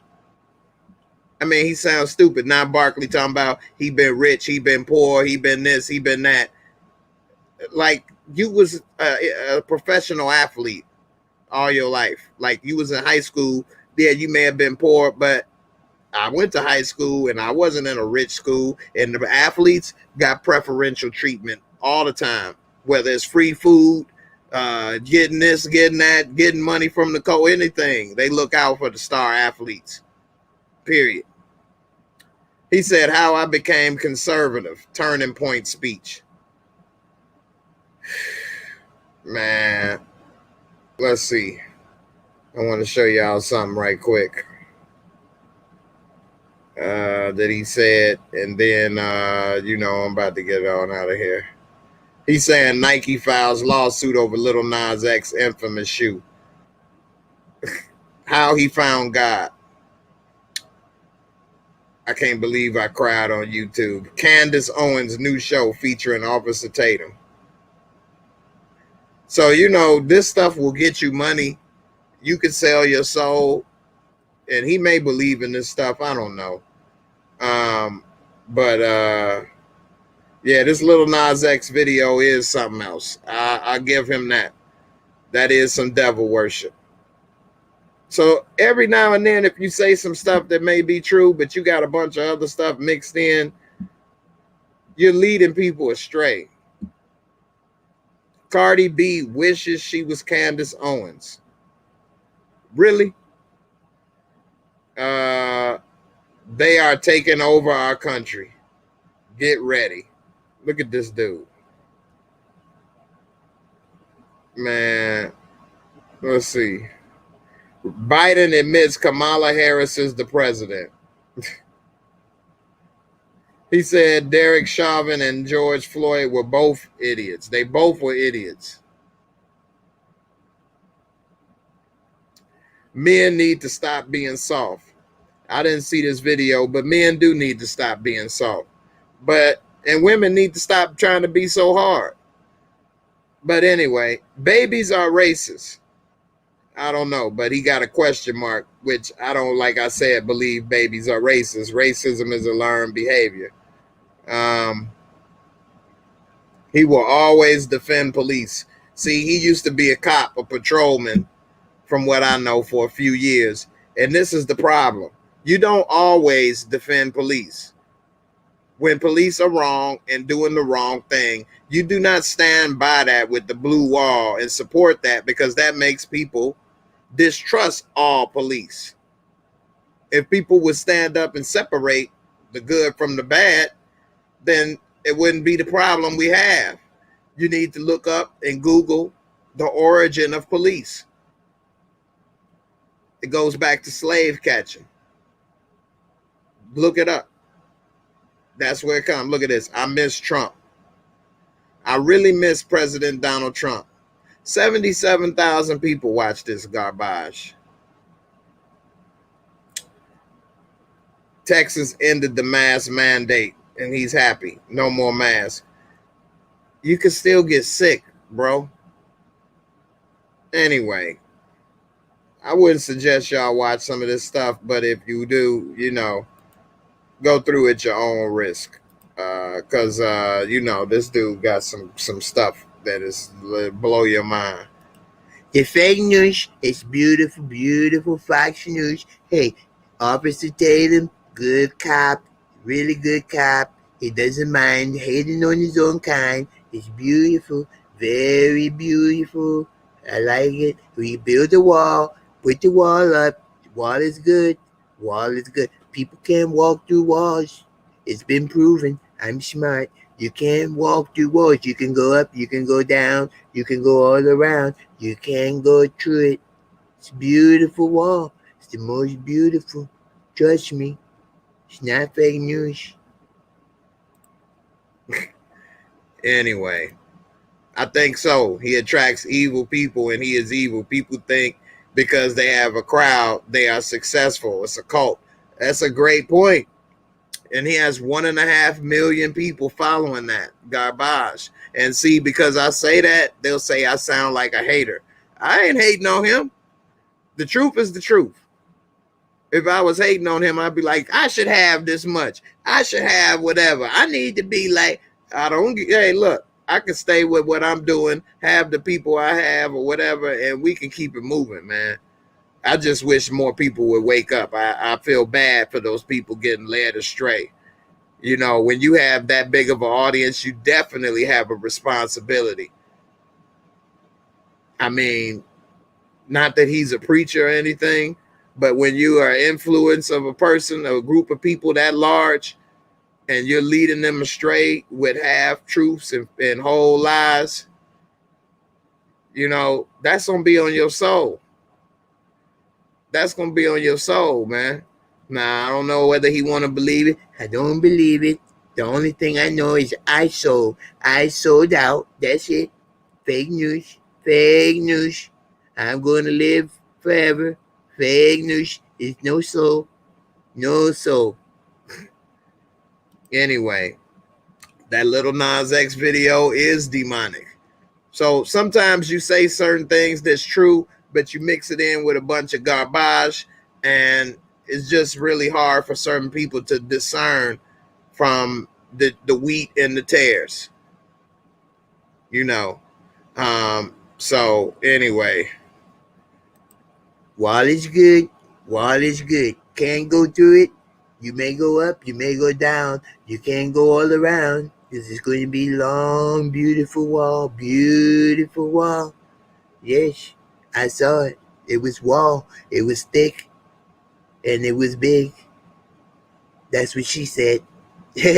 Anyway, fake news. If you think you can go through a wall, you cannot go through a wall. No, you can't. Anyway, I've been talking for a while. Damn. Let me get up out of here. Let me go ahead and do this last giveaway. Y'all start to put y'all numbers in there. I didn't even get to all my topics. I thought I would be able to in a few hours, but damn, I can start the flow. I guess that's from the preachers in my family. There's a lot of preachers in my family and stuff, so I guess I can start talking and going for a while. Oh, damn, Donald, I forgot. You want to come on up on here? Let me go ahead and put the link up if you all want to come. Hey, man, I appreciate it, bro. I try to keep it real. And one thing I teach my son is if you're not sure about something, say you're not sure. Don't say things if you're not positive about it, and look it up. Because, you know, you can be saying the wrong things and leading people astray and not, you know, doing what you're supposed to. So if it's something that I'm not sure about or don't know, I'll let you know. And if it is something I'm sure about and stuff, I'll let you know as well. But history was my favorite subject in school.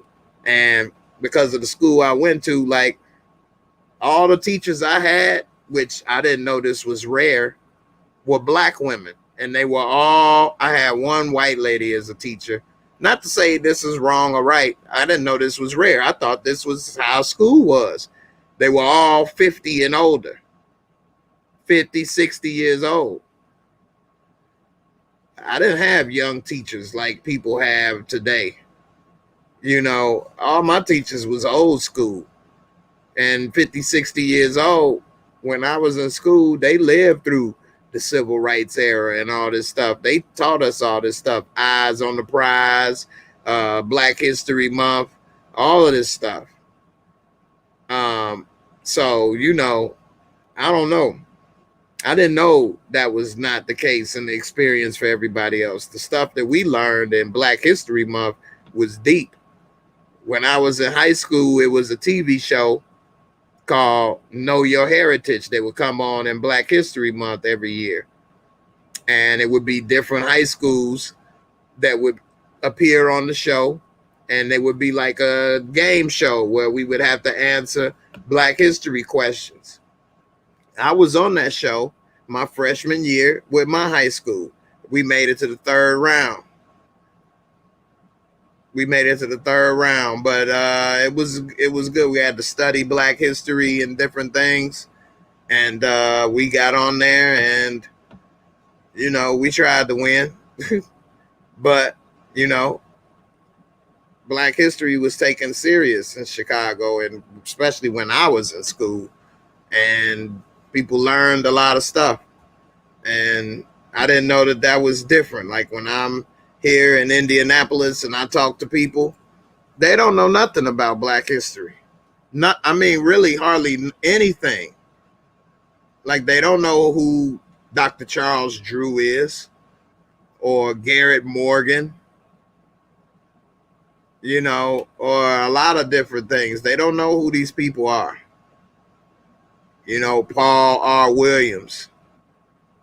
You know, they don't know a lot of this stuff that people have accomplished and went through. And I thought this was like common knowledge. I thought everybody had to learn this stuff in school. And as I got around and traveled and got older, I realized that is not the case. That is not the case. Anyway, y'all go ahead and put y'all numbers in. We got about 20 people watching. Put your numbers in if y'all want to go ahead for this last raffle. If not, I can save it for Sunday. Go ahead and put that in. Let me see if I can find this UFO story right quick before we go.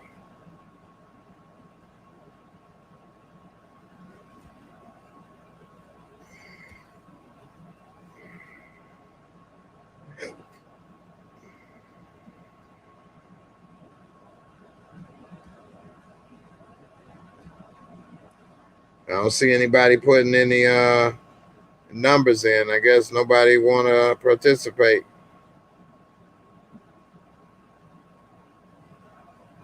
Oh yeah, Africa is making their first sports cars made out of plastic too. I'll pull this up while I'm waiting on the numbers. It's innovation. A lot of people make it seem like Africa is a S-hole country. And look at this dude. He made, they won't let me go. And this is from Black Enterprise. My father used to get this magazine. He used to subscribe. It used to come to my home, and I used to read Black Enterprise. America's first sports car is made out of plastic, and it's dope. Africa's, I mean. And look at that. Let's see if we can get a bigger picture. This is on YouTube. I don't want to play it and get flagged because they definitely would. So I'll put this picture up. All right, it ain't letting me do that. So what I'll do is I will put the link in the description box. You saw the UFO story?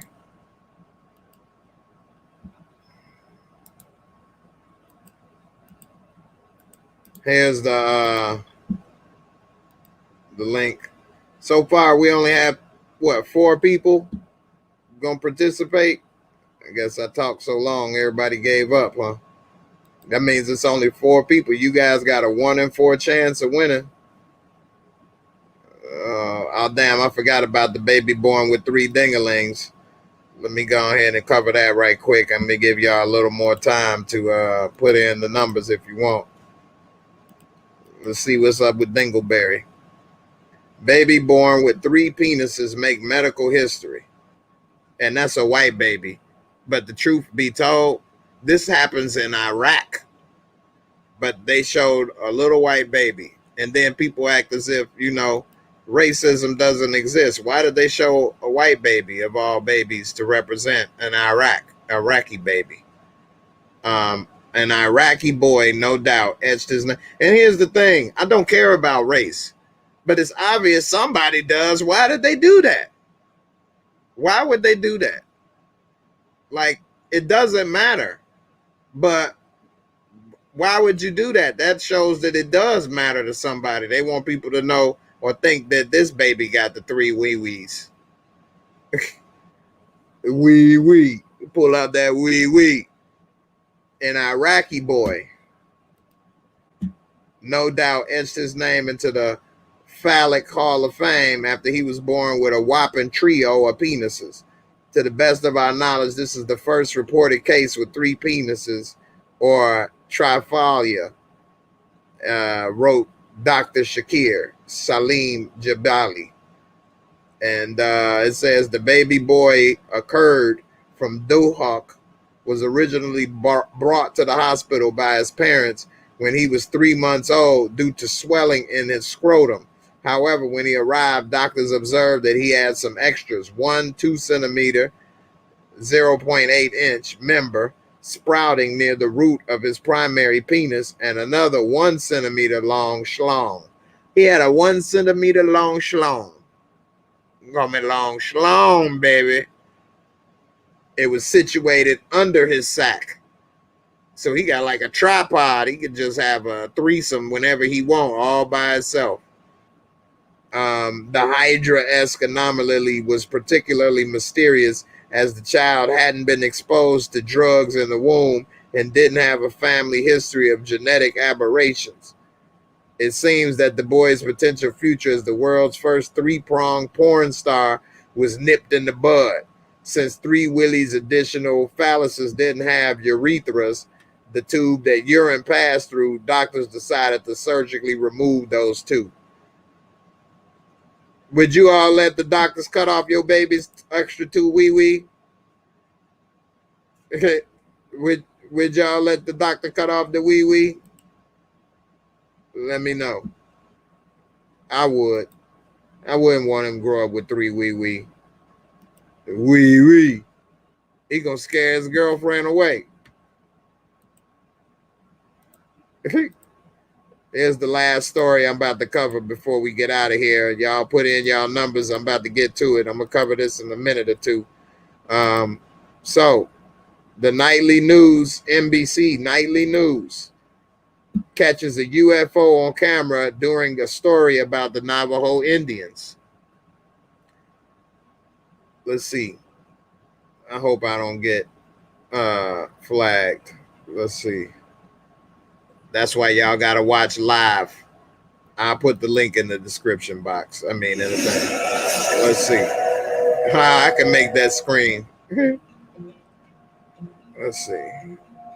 Let's see if this is on here. I'll do it this way. That way I don't have to get flagged. All right.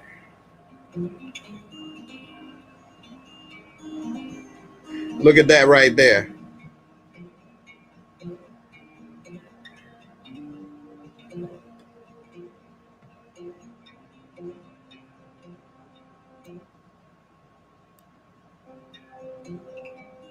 It's right here.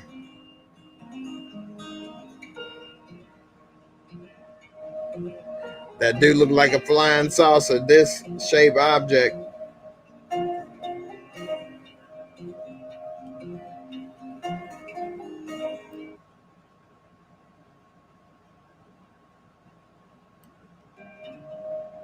Look at that.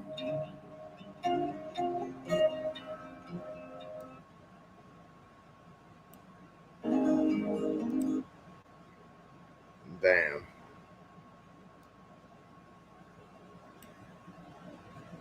Let's say at the 246 mark.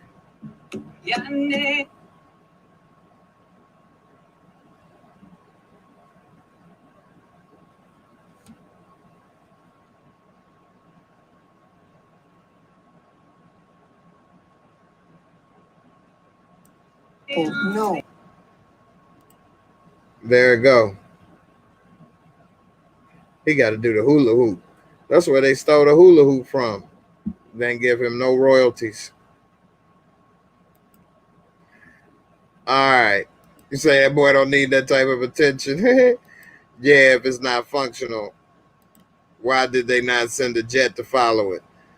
Man, I mean, they was probably wasn't prepared. They was doing a news story. They wasn't expecting it. They wasn't at a military base. I mean, this is all speculation. I don't know for sure. You would want them to follow it and check it out. But we have heard stories of them trying to follow stuff and never be able to catch up. But damn, the Native Americans have stories about visitors and UFOs for years and years and years. So who knows? All right, time for me to get up out of here. Let's go ahead and do this raffle. So far, how many people we got? We got a 21, a 28, 62, 11, and an 80. We got 5 people participating. All right. I'm about to shake it up, shake them up, shake them up, shake them.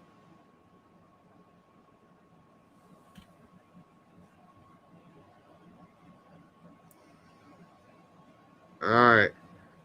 I'm about to shake it up.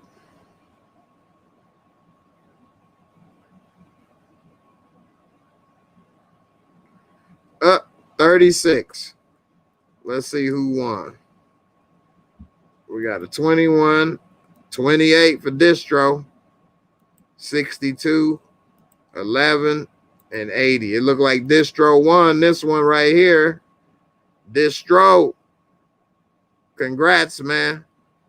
You won the Fam of the Week raffle, part 2. Go ahead and put your Cash App in the box, man.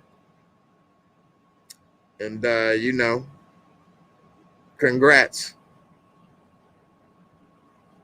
So once distro put the Cash App in the box, about to get ready to get up out of here. Hey, I appreciate it, One Journey, and I appreciate all you all that stuck around and watched. I know a lot of people come and go and got a lot of different stuff going on. I get it. It's Friday night. Just got paid. Time to get laid. Hey, I get it. I understand. Friday night. Just got paid. Anyway, I know I'm about to watch Bill Maher. I also got to finish up my video for Falcon and the Winter Soldier. I guess I'll have to come back Sunday and talk about that. And also, I'm thinking about what to watch on movie night tomorrow. I might put on Exterminate All the Brutes. I don't know. Y'all want to get see that? Exterminate All the Brutes? I don't know. Sometimes people don't want to see that kind of stuff, you know, because it ain't that entertaining. So, you know, y'all let me know what you think. I think that type of stuff is entertaining, but you know, people want to see explosions and drama and people cheating on the wife and stuff. So it ain't got none of that going on, but it's definitely good. You don't have Cash App, but you got PayPal. Oh man, you got to get set up a Cash App, man. All right. What you can do, let me see. Send me the PayPal. You can email me your PayPal. My email is JAYMOOREREVIEWS@gmail. Go ahead and email the PayPal, and then I'll send you the PayPal. We're going to make it work. Yep. So, hey, I appreciate it, man. Thanks a lot. Yeah, appreciate you, Trini. Hey, you want me to roll it over the next time? I can do that if you want, or I can send you the PayPal. Let me know. Hey, it's all good, man. Y'all been great. Great crowd. We done shared a little couple laughs, a little bit of knowledge. You seen old boy get rocked in Walmart. Learn a little bit about these comments. Y'all beware of wolf in sheep clothing like Officer Tatum. You think you hearing the truth. You got to research that stuff, man. Hey, y'all the man. I appreciate you. Everybody, y'all the ones make it great. Hey, Miss Crafty, I appreciate it. You've been silent. I never seen your name before, but I'm glad to know you was there, and I'm really happy that you enjoyed the show. Thank you very much for sticking through. I'm glad everybody enjoyed, what I was talking about. I know I make a lot of other videos and jokes and stuff, and I don't mind joking around and stuff, but you can't go around like a goofy through life. You do got to have a little bit of knowledge and wake up, and you can't let people start talking crazy and stuff to you. I mean, I don't want to beat a dead horse, so to speak. But that damn video with that dude talking crazy, man, I can't believe some of the comments that's on that video that I had with talking about Officer Tatum. I may make another video about it. Hopefully people don't watch it. I mean, don't listen to him. But, hey, it is what it is. And so, I posted the link in the comments if y'all want to check it out. Distro, I'll roll it over for next time. That's what's up. I guess Donald left because I put the link up for him to join and he never came. So I'm sorry I took too long, Don. But I appreciate, you as always. And maybe next time, here's the link. Maybe next time I can get it together faster for you. So, anyway, I'm trying to see if I can repost it. Anyway. And hey, everybody, I appreciate y'all. We all got a part to play. Everybody, I'm sitting here running my mouth. I guess that was my part for the meantime. Everybody else, y'all been supporting in different ways, and I appreciate it. And that was your part to play for the meantime as well. So who knows what part we may play next time? But hey, like they say, all the world is a stage, right? So just be careful what part you playing and know your role. Like the Rock say, know your role, jabroni. And beware the wolves in sheep's clothing, man. And we all got these phones. Let's use them.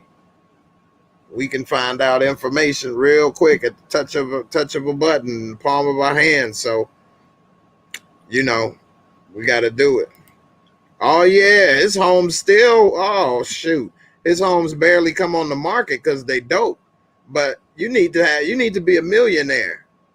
You have to be a millionaire to afford Paul Williams homes, and I ain't talking about 1 million. You need bank. So okay, you've been around for the power. I appreciate it. I'm glad that you came through. Some people, as soon as I'm not making a power video, they don't give a damn. They gone.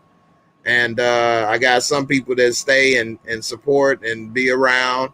And that's the real people I need. And I appreciate you as well, because power is not always on. So I can't just go die. If people want to see some more power videos, you got to help keep me alive in the meantime. And then when power back on, I'll be back. I'll be back. Anyway, y'all been great. I appreciate y'all. Distro, thanks a lot. Oh, Sheena, I've been on here for 4 hours, girl. But I appreciate you. You know I love you, girl. You always come through. But damn, I've been talking for 4 hours, y'all. That's a long time. That's the Godfather Part 2 and 3. I'm hungry. About to get me something to eat. Appreciate y'all.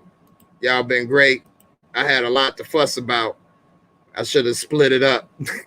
I got a lot of videos to split up tonight. This is a lot to split up, but y'all been great. I appreciate y'all. And I'm about to get up out of here. You was driving? Okay, well, I'm glad you made it safe. You had a long journey, girl. It take about 2.5 hours to get from here to Chicago. You was on the road, mama, but hey, I'm glad you made it safe. And you ain't missed the show because, of course, you can always just watch the replay. So anyway, I always have more people watch the replay than the live show anyway.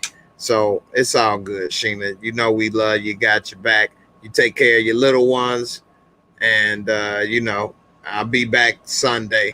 I know I've been saying I'm going to stop doing it, but I really appreciate talking with everybody and the support and the love and the back and forth. So we'll see. I'll see how much work I can do. I might run myself into the ground, but I'm going to try to keep it up and do the recaps and these for a while. My back is killing me right now, though. I ain't going to lie. So we'll see. Okay, you was coming from New York. I got you. Yeah, he designed the LAX space looking thing. Yeah, he was dope. Support Gaming, what's up, man? What's good? R.I.P. DMX, yep. Hey, good night, everybody. Y'all take it easy. Peace, love.